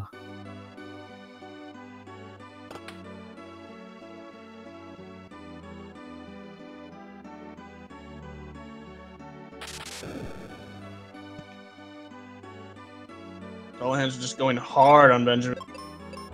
Luckily, if your partner is set to auto, they can revive you, and as long as it's before Ben's turn, he will still use his attack. So he didn't actually miss using Meteor on that particular turn. Yeah, see, the axe did 711 damage there, and I think her arrow does 714. So one of the few mobs that isn't weak to wind. yeah.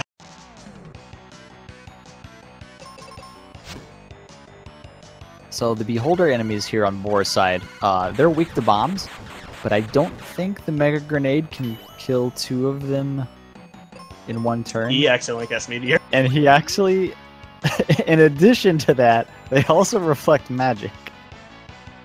Double hand down on Mark's side. Typically, the strat for the Beholders is to have Kaylee on auto, pretty much for the entire fight, because first turn she'll axe, and you'll bomb, and that'll take out one of them, and leave the other one weak enough for another bomb to take him out.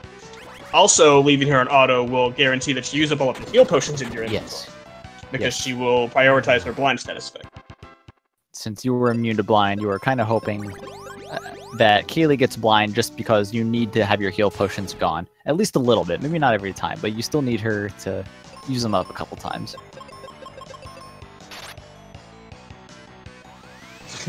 Talk about Dullahan's not controlling wind in chat. Did you not see the Doom Dance? This little tornado. Just blows you away.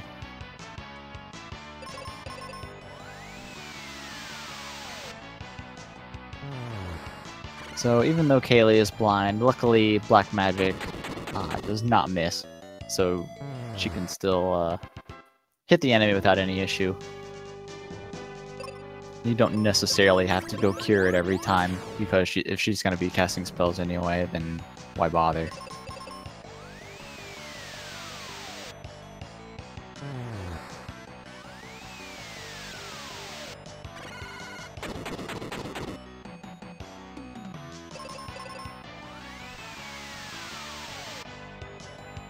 So if he ever gets in any more packs of Beholders, he is going to want to heal that blind status, but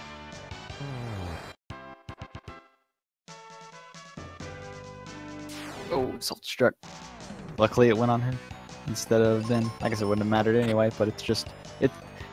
I don't know, it's always funny to me hearing the self-destruct sound effect and just seeing Ben take a 700 some odd hit. Yeah.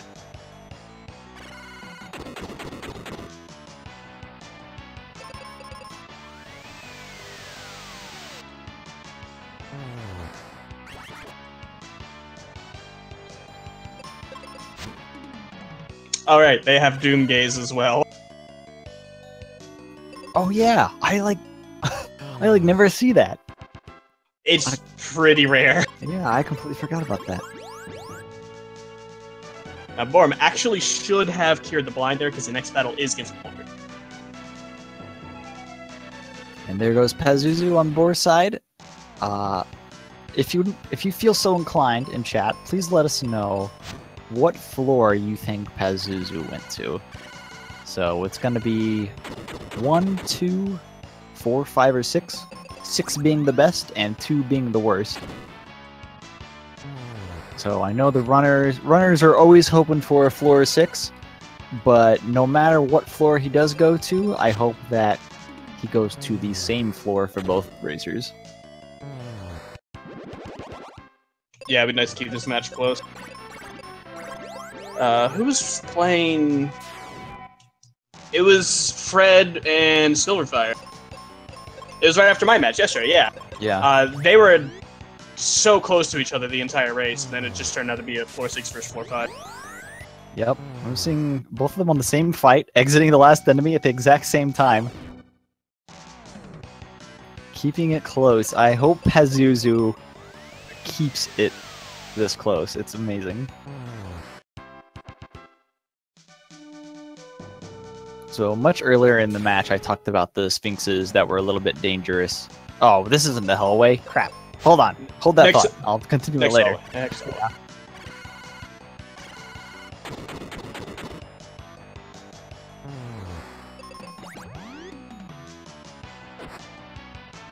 And even with the 3 group, 2 rounding with bombs is enough damage to take them both out. Well, that's fine.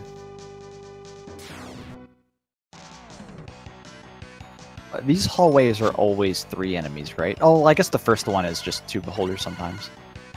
Or, these are beholders, right? Yeah, these are the beholders. I haven't actually taken note of all the possibilities. Because I know the Manticore hallway is always 3s, but I was curious about this one, I guess. It probably is.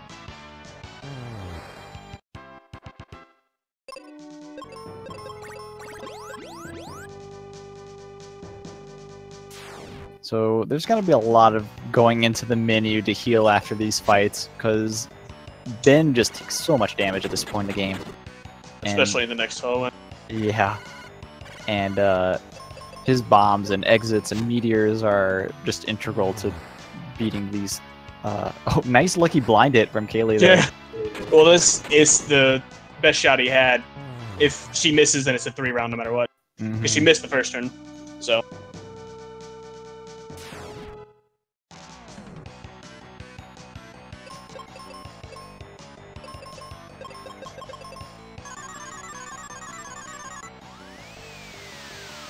Both players taking a second to decide what to do there.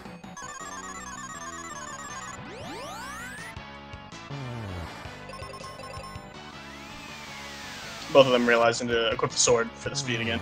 So. Man, I need to memorize all the weapon strats. Honestly, at this point, I sword if I need to exit, and the claw if not. Basically, yeah. Basically, sword for any instance that isn't the mummies or a boss.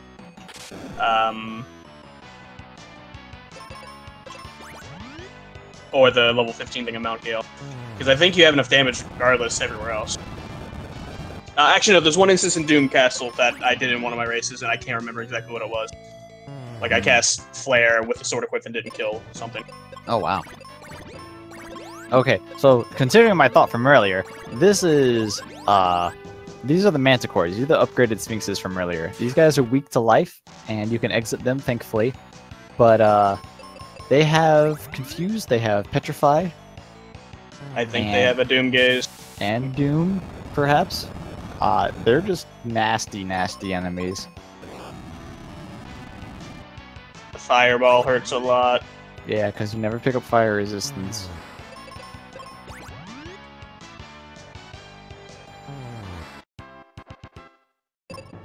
So, Dark Wolf, life is located in the Lava Dome, which is in the Fireberg area of the map, which we, never really go near. Penguin Ninja's telling me where I need the claw.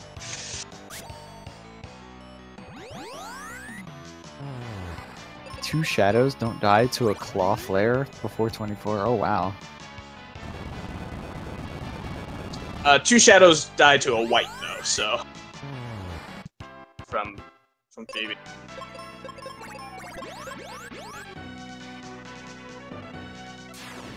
Both players getting through the Hellway. Boarum with just the very slight lead. This is great. We got a better encounter here too. Oh, we did. This will be a 1 turn after we get flare.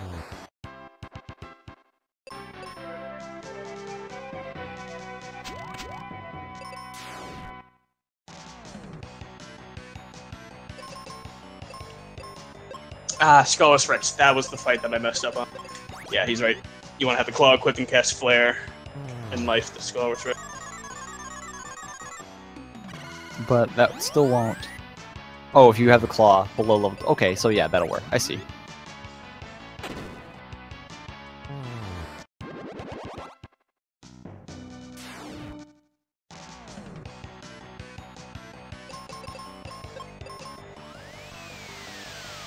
So I believe the Thanatos Manticore fight is more desirable than the other one. Even though both of them are, you know, pretty dangerous enemies, it's still only 2 rather than 3, and it shouldn't be that difficult to take them out.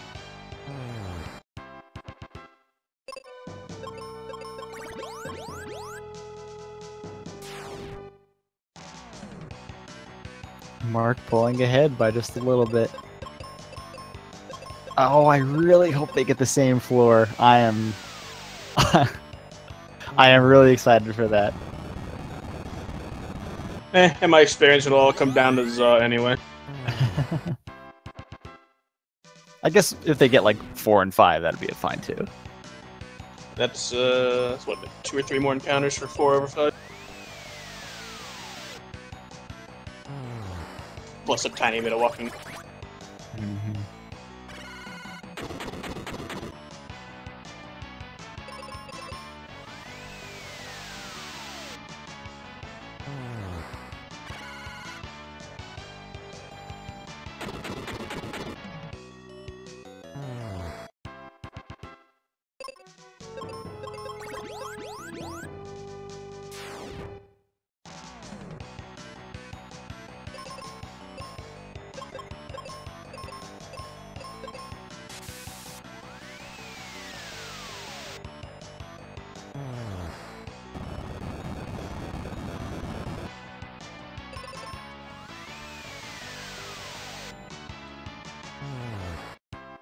The paralysis gas from the... What are they called? I always call them chimeras. Are they chimeras? I think they're chimeras. But I always call Gidra chimera as well. Oh, So- well. Yeah. I'm really bad at remembering the specific, like, palette swap ones. Lucky Doom Dance dodge on Marsh's side. He pulls a little bit further ahead. Only 2 fights away from Flare, and 4 away from knowing his fate.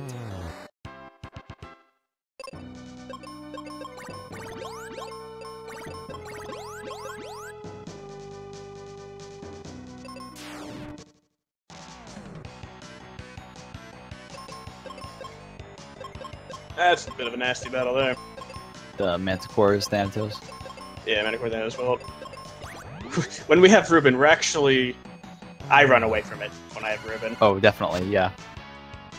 You can get this fight later on, but the fight can also come with 2 Thanatos, so you just kind of want to run away and reset until you get the more favorable one. Mark picks up Flare, which is super duper great. It's a very strong magic, and it makes Ben, you know, really consistent in his damage. Until you get more Chimeras in your fights, I suppose. But the fight strats kind of change here, because you can just have Kaylee defend Ben, and he can just cast Flare in like any fight that has 2 enemies. Yeah, really the only enemy you need to be looking out for are beholders here, now that you have Flare. The only thing that's going to stop you from either defend flaring or arrow flaring. I don't remember if any Chimeras are in fights from this point on, but they resist fire, so they will not die. But Kaylee can, easily take them out. And all right, here goes Mark. Not a 6.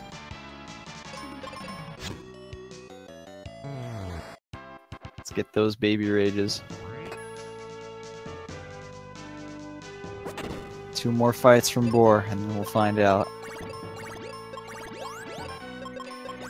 Will it be PogChamp, or will it be Baby Rage?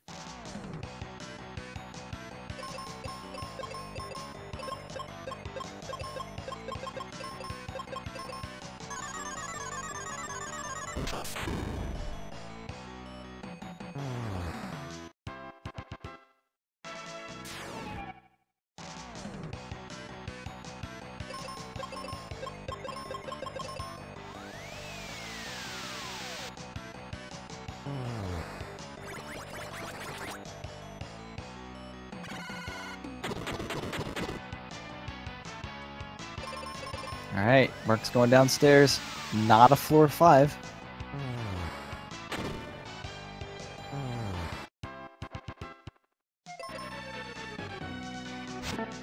And here goes Boar. What do we got? Not a 6. Oh man, this may be close yet.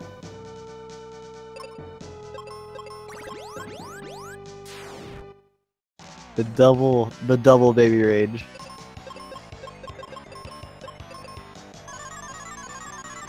So Mark has eliminated the best floor, and I believe the 3rd best floor. Yes. 6 the best, 1 is the 2nd best. And it goes 5, 4, and then 2 is just like in a little bracket in its own, way off in the distance. Yeah, 2 is just so much worse than the other options. You don't usually wish a 2 on anyone. Unless it's to even up a race, but even then, that's still sort of mean. I'm pretty sure everybody wanted me to get 2 yesterday. Not a 5 on Boar's screen.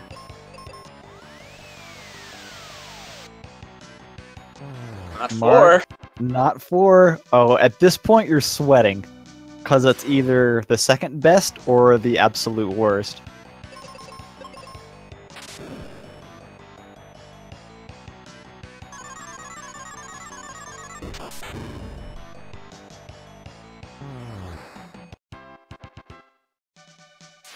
You're gonna notice the players are gonna be doing menuing about every 4 battles after they get Flare, because they only get 4 Wizard spell charges until level 20, I think it is.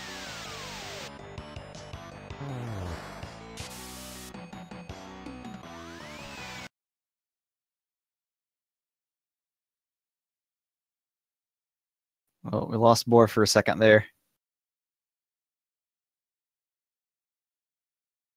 Man, I just get people disconnecting all over the place in these tournaments. Yeah, there he goes. Because I also have Speed Gaming 1 up, and one of the racers has not been connected there for a while. Oh no. Shout out to Speed Gaming. Has all your speedrunning tournaments. I think there's a command. These if you're not watching the Zelda tournaments, you should turn on multi-twitch. In fact, just watch all the speedruns today, because there's a bunch. Yes, that's what I'm doing. There you go. Click that one.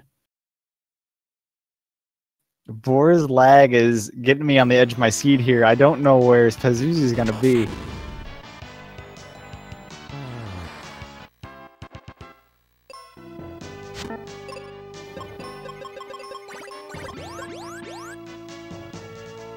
Now, it's interesting that Mark hit that switch already.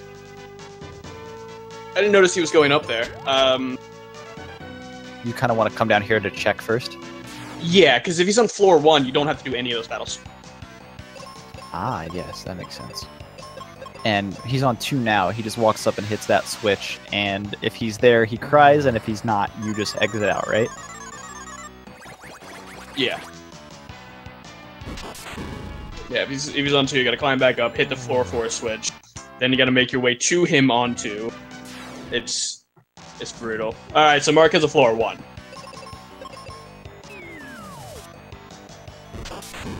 And Boarum has a floor 4. So Mark's getting the better deal here. So, but it's not so significant. Like, there's still plenty of RNG left in this game that can tie it back up. yeah, I think this is going to make or break the race. It very well might, but... Unless they stay consistently even throughout the entire run, then yeah. Right. Which they have up to this point, so...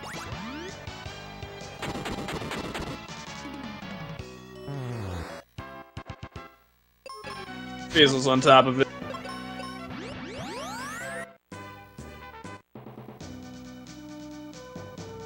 Alright, one more fight left for Mark, then we'll get into the big bad himself. Going up the right side, which I think is like one tile slower, but whatever. He really didn't like these birds. Yeah, the ones over there on the left side, they're okay, but this dude, no. These are the jerkier birds.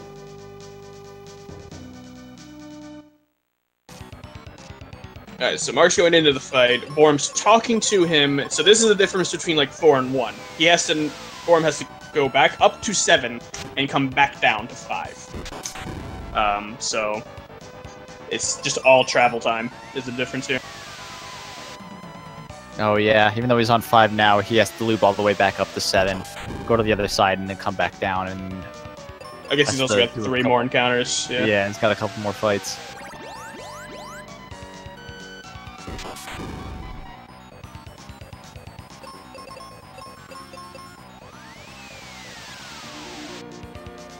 It's always nice when you set Kaylee on auto to heal herself, and then Benjamin takes this damage to also be healed. So it's just like, sweet. He's doing that anyway. So Pazuzu here, I think, starting at the 5th turn, and then every 4 turns after, he will be using this Psycho Shield attack. It causes him to reflect magic for an entire turn, and at least some of the next turn, perhaps. It's a really good time to seed up and heal up and do what you need to do. Just anything but cast spells on him. Whenever he takes the shield down, Benjamin is slow enough to go after it so you can queue up a flare, but Kaylee sometimes goes before, so you don't really want to spell with her unless you're feeling really risky. So Mark has the sword on. I don't know if there's even a chance that he could go first. Oh gosh. But he does have the sword on. It looks like he's gonna make it through the fight just fine, though. I say that, and Benjamin gets some stone. But it's during a psych shield, so... Oh, so Kaylee was gonna go first anyway. Well, she wasn't gonna cast magic, I can tell you that much. Yeah, that's true. Unless she's on auto. Well, no, I guess she still would have healed in that situation. That looks like Mark's finishing up. Yep. So Mark makes it through, and Boarum begins his.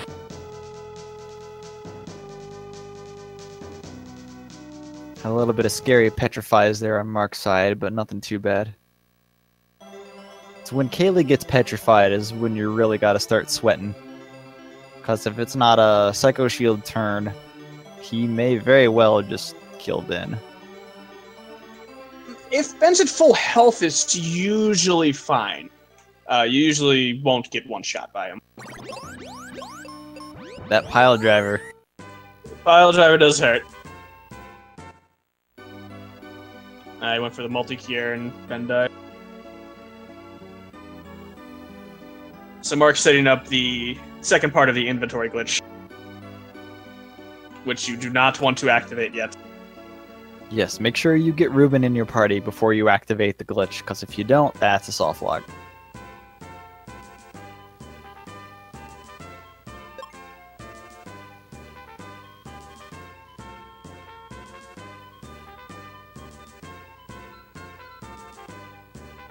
Alright, so now we need to begin our quest for the Thunder Rock. We gotta go all the way over to the lava area that we totally went to before. Never mind. This miracle medicine here can create rocks from nothing. Yeah, as it turns out, Benjamin's actually an alchemist.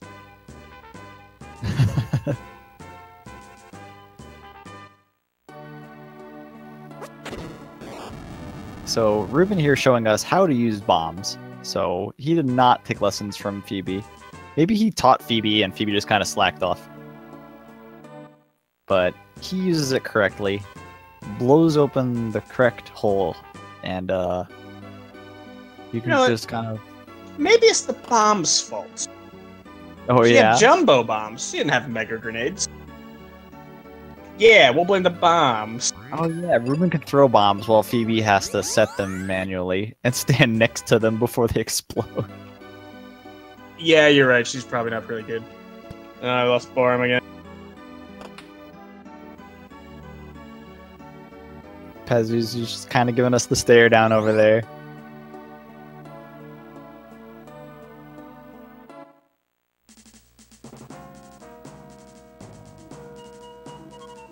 So Mark's starting up the ship mini dungeon. It's not very long. It's like, what, 5 fights is all or something? 1, 2, 3, 4, 5. Yes, maybe. I don't know. It's 5. I feel like I always have to seed up, so it might be 6.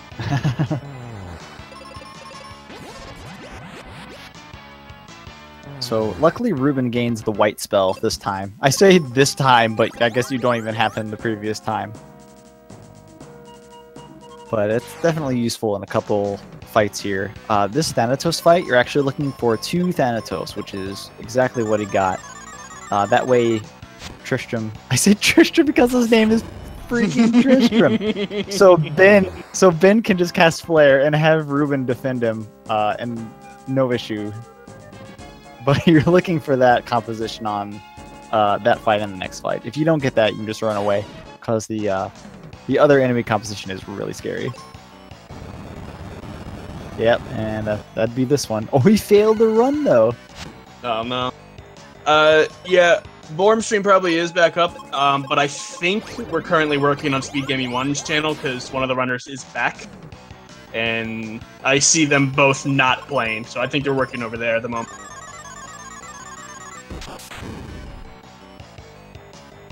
That's fine. I'm sure he's still going on his stream, so we'll get the news when he's back. Funny, he beat up the right Thanatos there instead of the left one.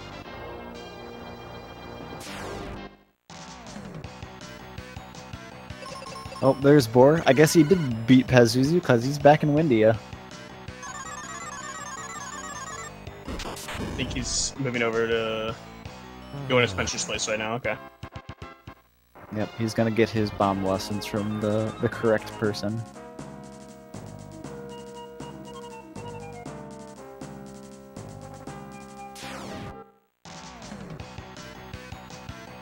So Mark on the final fight here of the ship. There's no boss in this place, just a bunch of weird encounters. Ooh. Petrified there. I've actually found it to be better, this is something I found out recently, to life one and then flare the other 2. I want to say I knew that, but I'm glad you reminded me in case I forgot. But yeah, you can just use a white and a flare, and that'll take those guys out. But just, you know, unlucky petrify. But I believe that's the last fight in this dungeon. Mm-hmm. Picking up his guy's armor, which will give him wind resistance, in addition to sleep. Both which will come in handy.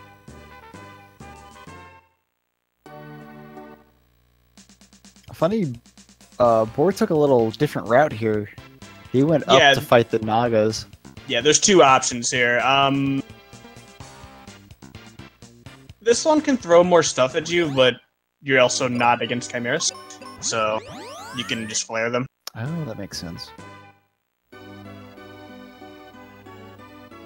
Huh, also, the battle on the left, there's a slight bit more walking involved, I believe. Yeah, I had never seen anyone take that route before. So Mark watches as Ruben dances away, gets Phoebe on his team, and Phoebe is just great. She's absolutely amazing at this point in the game. She has the white spell and thunder, which, you know, she had before, I guess. Yeah, she's got White Thunder and Fire, which will probably you can make a little use of Fire against the Cerberus. Oh yeah. The only thing I wish she had was the Arrow, but there's like one battle I needed.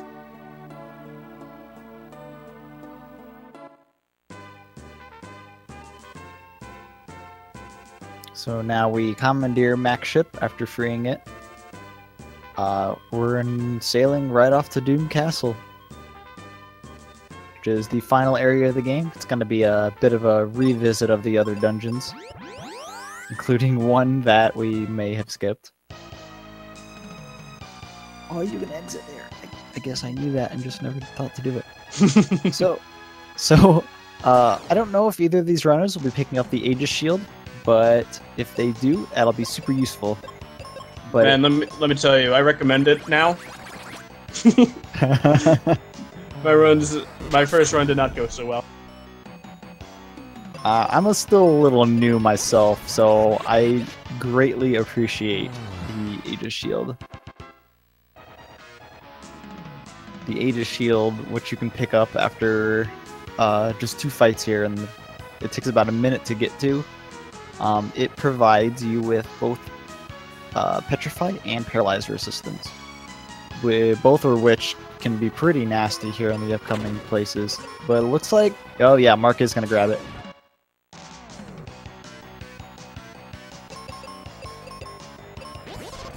And due to the fact that the center enemy is such a low level, he uses First Strike. Oh, is that what causes that? I believe that's what causes it. Because you'll see, we'll get up to the ice area, we'll fight Shadows in the first fight, you probably won't get a First Strike. But every other fight, it's a very good chance. That would make perfect sense, because I do see a lot of first strikes at that point in the game. So I totally believe that. I mean, I haven't confirmed it with data or anything, but it's just what it feels like. Dark Wolf, the Aegis Shield gives you resistance against Petrify and Paralyze. The Cerberus enemies coming up can petrify you, and the dual-head Wyvern fight can paralyze you, which is a really bad thing, especially at the very start of that fight. It gives you a little more armor too, but I don't think that really matters too much. Yeah, Steel Shield gives 5 defense, and the Aegis Shield gives 14. I don't know how much that actually matters. Oh, unfortunate death for Phoebe there right at the start of the Skullrus fight. He's gonna try to win it out here. I think he'll be fine as long as the ninjas don't explode on him. The Petrify, the Aegis Shield coming to his aid, and he gets it!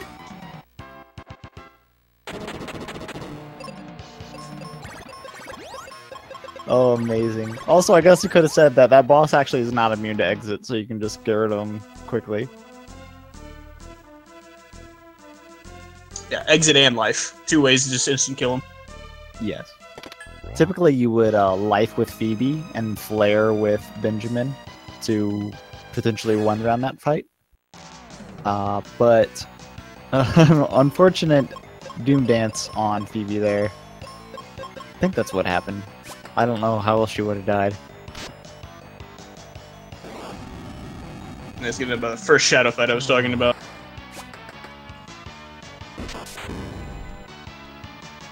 The one guarding the switch, with his buddy guarding nothing.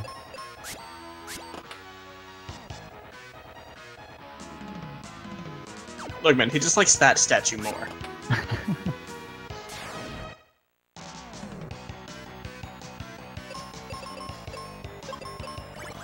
Better strike first. These are the same Vanquish from the exit battlefield. He just gets Blizzard? I've never seen, like, the offensive Blizzard. Yeah. Boar opting to skip the Aegis Shield, so we'll see if that comes back to bite him or not. But he gained about a minute skipping that.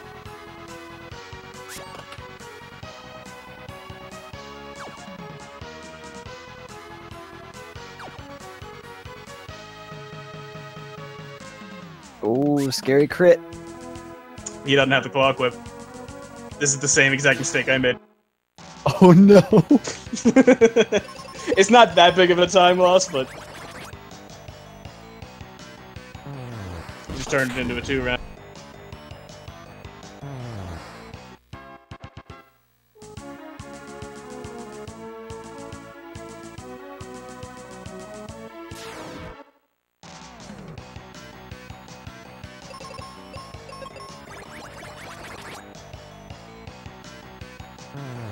I love the Blizzard strats. I've never seen anyone like cast Blizzard.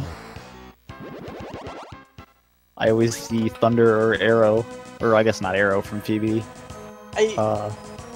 I'm just basing this off how I don't know, but I think the Blizzard animation is longer than Thunder.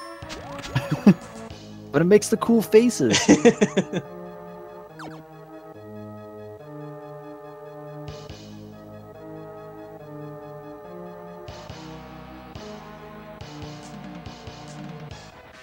The shadows are definitely weak to Thunder as well. They're weak to like everything.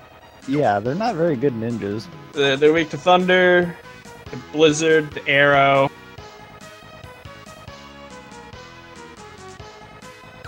Flare and White are just strong enough to just kill them. Unless you have the sword equipped. Yeah, the claw, yeah.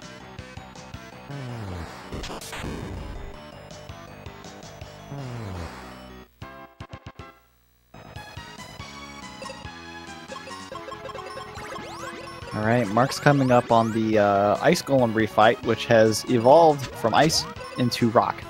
However, that does not make him immune to exit. So, with any luck, this will be a 2-turn fight. Or 1 turn. Can Phoebe just wipe both of them? After... I don't think White's strong enough to take out 2. Fire single cast definitely. Okay, that's good. I'm not 100% certain about the White thing. The problem is that she's gonna go first. Right, okay. So, yeah. so the Stone Golem will still be there. So yeah, 2-turn fight, in best case. And he has no problems. But that's the last boss. That fight can actually keep you there for a little bit. If the Stone Golem were to use a single target attack on Benjamin, it does like 880 damage. So, he doesn't live through that. And then Cerberus are really good at killing you. Oh yeah, if you didn't pick up that shield, any fight with the Cerberus might go downhill if you don't get rid of him immediately.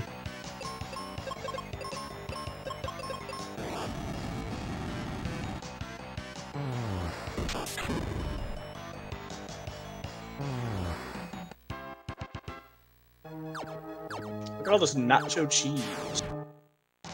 It's everywhere. What a great castle. I know, right? You got your ice cream on the 2nd floor, you got your nacho cheese on the 3rd. This is just a restaurant. Doom Castle. Oh my gosh. I don't know, something about the quicksand, I got nothing.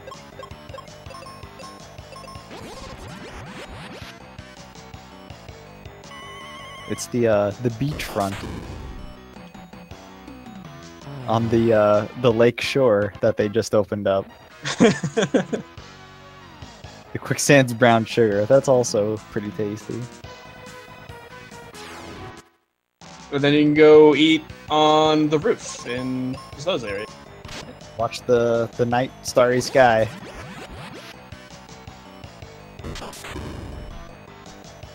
This is a good theory.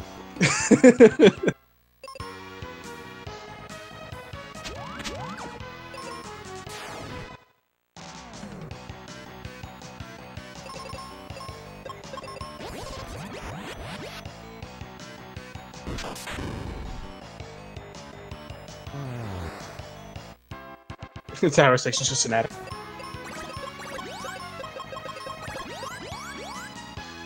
It's where they keep all the jerk birds. Alright, so dual head wyvern fight. The first couple turns of this fight is really scary, because as long as he's got both of his heads, he's got a pretty dangerous attack, which... Is that the paralyzed attack? The fire attack. The fire attack that just roasts. Yeah, it does a lot of damage. Oh, like 7. And neither character has fire resistance.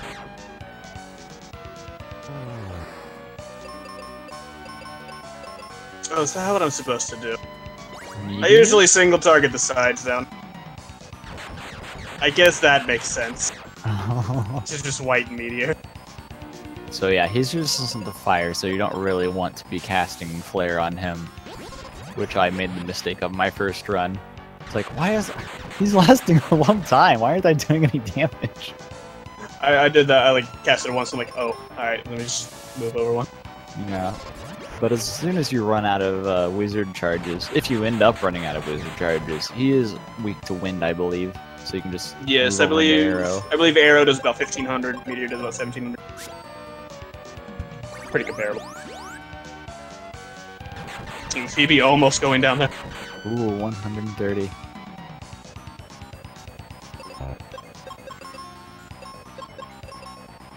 Poison is annoying, but not really dangerous. You lose more frames than anything, just waiting for the text to come on. Alright, Mark's do twin hit. Very nice.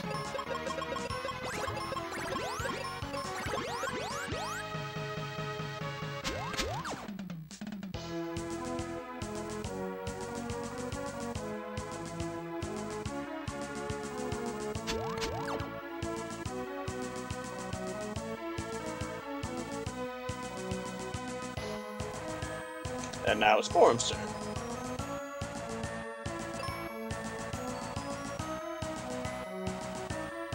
Oh, wait, was that the paralyzed attack? He didn't have the shield. That was a little scary.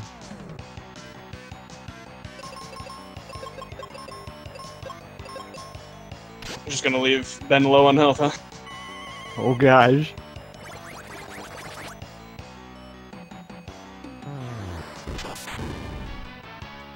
Wyvern goes before Phoebe, doesn't he? Oh my gosh, so lucky. There he goes. Well, he had her on auto, so if he killed him, then it wouldn't have been a problem. Yeah. That's the problem. He still used fire. He's lost one of his heads.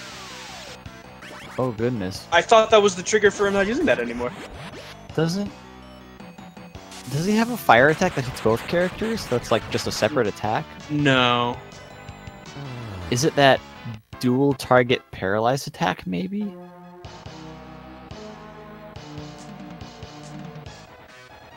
I don't know. He should go down soon. He's out of meteor spells, so he went to arrow. So this enemy comp on Mark's side is a little bit scary because the chimeras resist flare, so you kind of have to transition to meteor here. It's just a thing to keep in mind. It's still going to single round them as long as Thanatos doesn't cure. I actually froze up on that yesterday. Like, I got that battle twice, and I was like, in my head, I'm like, all right, nut flare. He's gonna cure. What do I do? Oh god.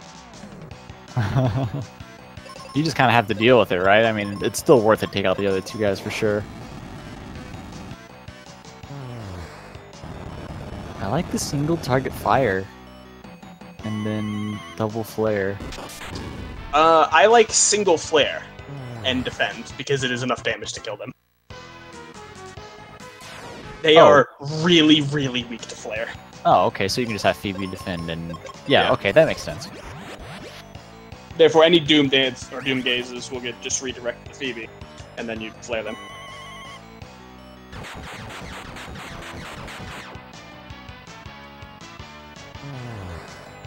I find it kind of weird how an enemy named Cerberus is weak to fire. Yeah, I also think they come from the fire area. So I don't know. Who would think to try to use fire on them first? Like, oh, there's no reason to do that. That's how they get you. 1,200 damage to one, even though it was 3 enemies. That's crazy. So much. Luckily, both of the Thanatos cured, so they didn't just wreck him. This could very well come down to RNG. Yeah, they're still pretty close. Boar isn't too far behind, but if Mark gets an unlucky fight or two, they could very easily get even back up. It's like 3 or 4 battles. The Mark also has the Aegis Shield, or Boarum does not, so... That's true. The encounters up to this should be pretty clear for Mark, barring any Doom dances. I love that little dog skip there. On the stairs, just kind of, oops, see ya. Nope, double stone gaze. Or, nope, don't. Doom gaze and stone gaze. Why do they need both?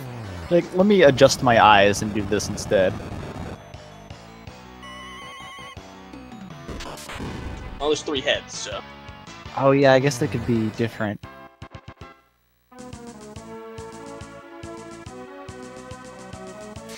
The third one probably has, I don't know, what kind of gaze does he have?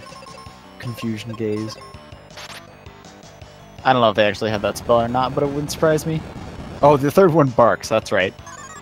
Which is confusion, yeah. Yeah.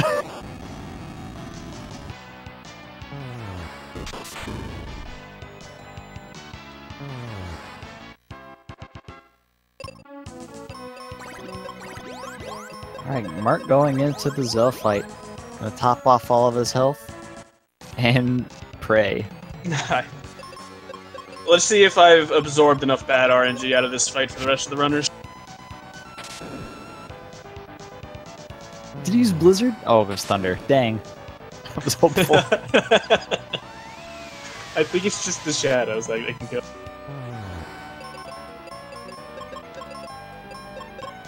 Alright, so Za has the same Psycho Shield mechanic that Pazuzu has. I believe he starts using it 1 turn earlier, though, which doesn't really change much. But, he can, like, always go first. Wow. He has a... Whoa, 10 health. This is the first time I've seen Phoebe Nuffle heal herself. She's 5 short. That's crazy. So, in the unfortunate event that Phoebe gets paralyzed, or I'm sorry, petrified, the pile driver attack will definitely take out Ben. I'm pretty sure. Sky attack. Sky attack, yes. Because it amplifies the damage because it's only 1 target, does about 1,000 and some. Yeah. And since Pazza is always going to go before Ben, that's really scary whenever Phoebe gets petrified. We're playing it safe there, having Phoebe cure. She does have a chance of going before Zoo. Or Za. I remember before I knew this, I was in a race and I asked the Discord, like, hey, can she go before? And they're like, no. I'm like, okay, cool. And then she went before. Thanks, everyone. Yeah, thanks. I wanted to restart that fight, really, I did. Oh, cleaning it up. No problems at all. 1 turn. Yeah, I think he just hates me exclusively. Yeah, must be it. Well, don't worry. I haven't done any of my races yet, so whenever I get there, I'm sure I'll be due. I think he killed me 7 times yesterday. Oh, gosh. It was bad. And, like, I think I would have PB'd if I, like, one-tried him. With the 4-1. It was a really good run. Oh, wow, yeah. I think my PB is sitting on a floor 4 right now. I need to get some more tries in. So, Mark, making sure to unequip the claw and the sword. Very important you don't have those on. If you have the sword on, can you go before Phoebe? Yes. That's why. Okay. It's very rare, but yes. No, don't exit. Okay. So we're gonna heal the Dark King. He seems like he needs some healing. It missed. Doom dance on Phoebe and Boarum side.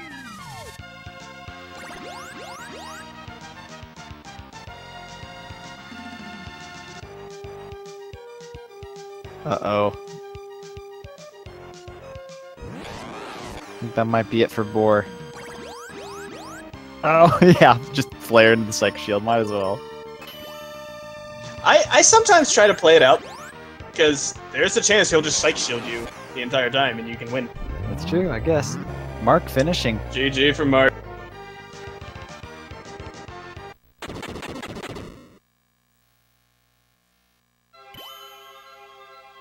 Oh crap, I was out of the race channel because I got disconnected earlier, so I didn't get his official time. Oh yeah, I forgot because I got here an hour late. Let me get in there real quick.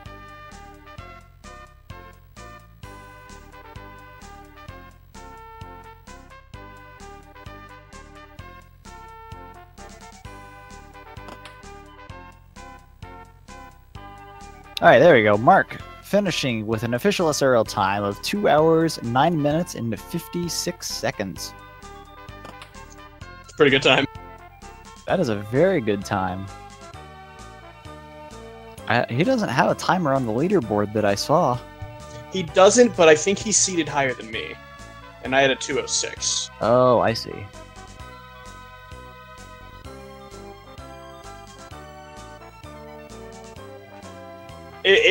Wow, turn 1 Doom Dance, really? Really, Zoo? Oh my gosh.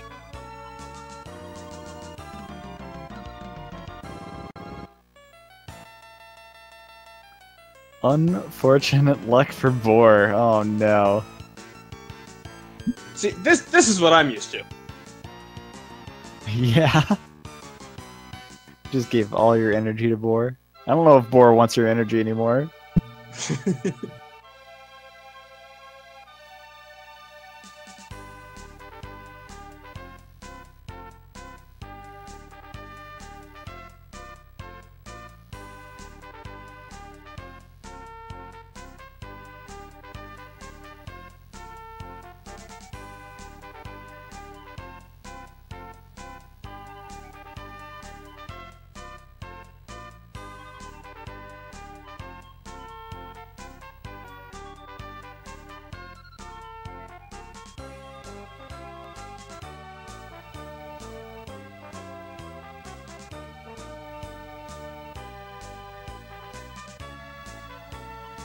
I haven't been counting how many casts he's gotten up so far. There's this Pingo Ninja who was saying 10 spell casts is enough to kill him. He's got like 20,000 health or something. Oh, just like 10 from anyone, I guess? Yeah, either Flare or White. Doesn't matter, just 10 total. Oh. Thanks, Otto. Still get that flare off. That's Tristram, you nut. I didn't even think about that.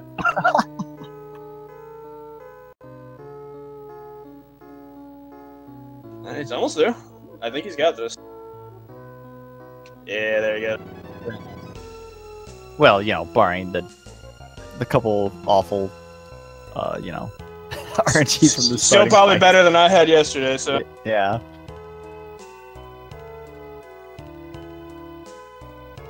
What's the story behind the statue of Benjamin? He's the chosen one, or something, probably. Yes, so...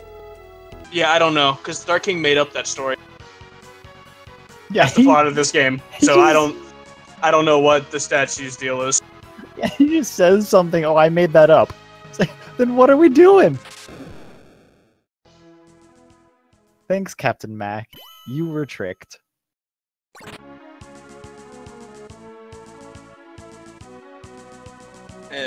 I just tried to see as much of that text as I could. I think the statue called itself the Crystals.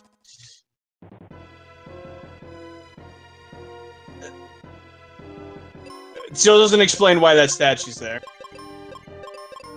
If it's a made-up story, why is there a statue of Ben? Ooh, hopefully Phoebe will stay alive for this next turn to get her cure off. Alright, that's fine. Even though Ben got paralyzed, that's still fine. Dark Wolf in chat, it's like, yeah, Dark King made up a story and the right Crystal's like, I like that idea, let's go with that.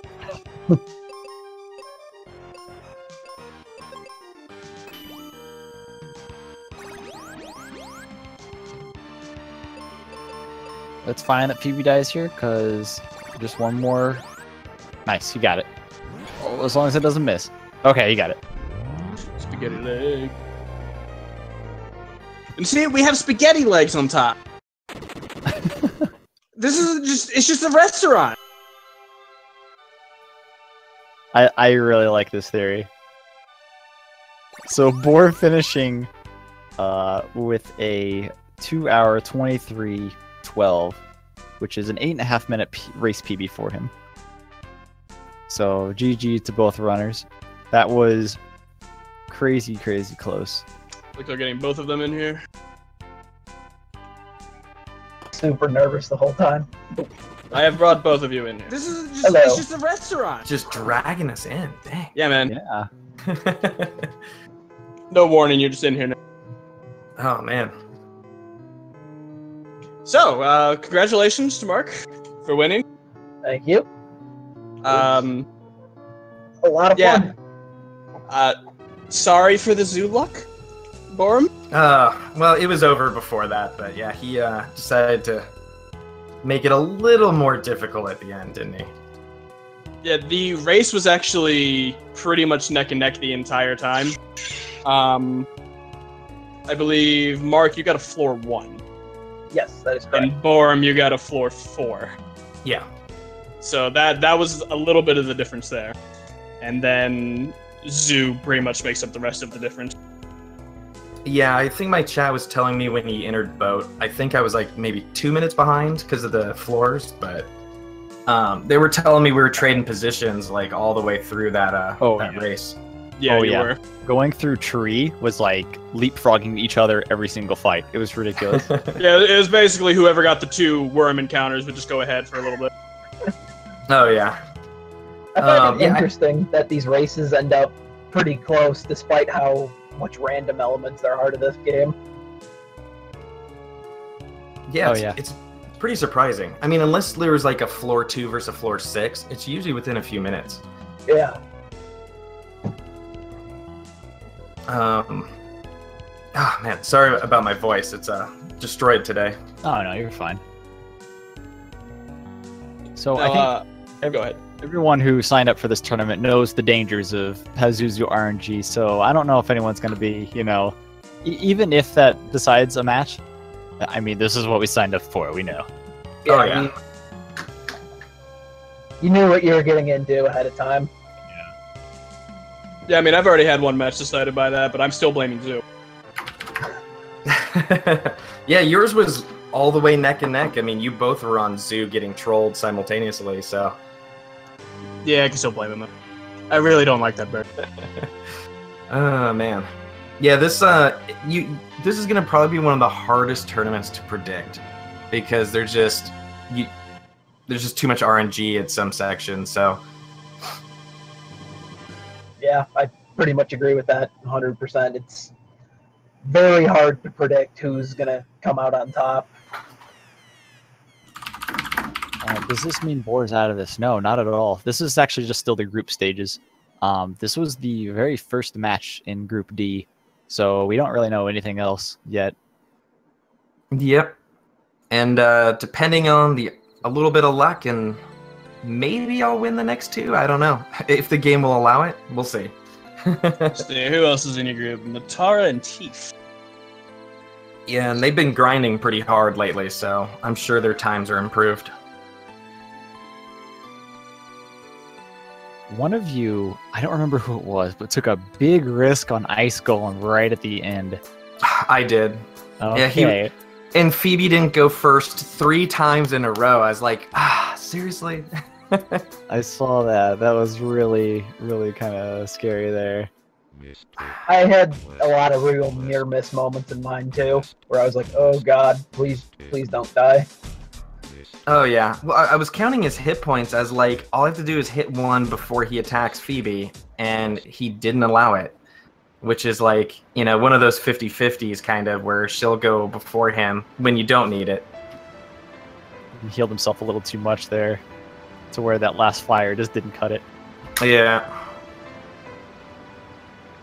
Yeah, I mean, I could have healed, I could have lifed right there, but I don't know, I don't know how much time I lost there. I probably would have still lost. It would have been a little bit closer, but what was our times? Because 209.50 and 214.43 are your split times. okay, so about 5 minutes. Yeah, so the ice golem didn't cost me, but yeah, that was unfortunate. I decided to play it a little risky because I had the stream open. I could see where he's at, and we were neck and neck. And I was counting the hit points. I was like, I think I can grab it. But then I guess someone was saying my stream dropped at some point, so I closed the stream down just in case I was causing issues. During Pazuzu's tower is going down. Yeah, well, I have Comcast, so blame that. Yeah, we actually didn't know what floor you got until you went up to talk to him. Oh, interesting. So it cut out right. That's funny. Keep everybody in suspense. Like we knew you didn't have 5, but then it cut out for a while. Yeah, I was just hoping for not 2. I was just like, as I started falling down the floors, it's like, really, is this a 2? Don't give me a 2. When Mark was about to get 1, everyone's on the edge of the seat. Do you get the second fastest, or do you just get the worst? It's a big roller coaster heading down there. What is actually the order of the floors again? I know 6 is the best and 2 is the worst. 6, 1, 5, 4, 2.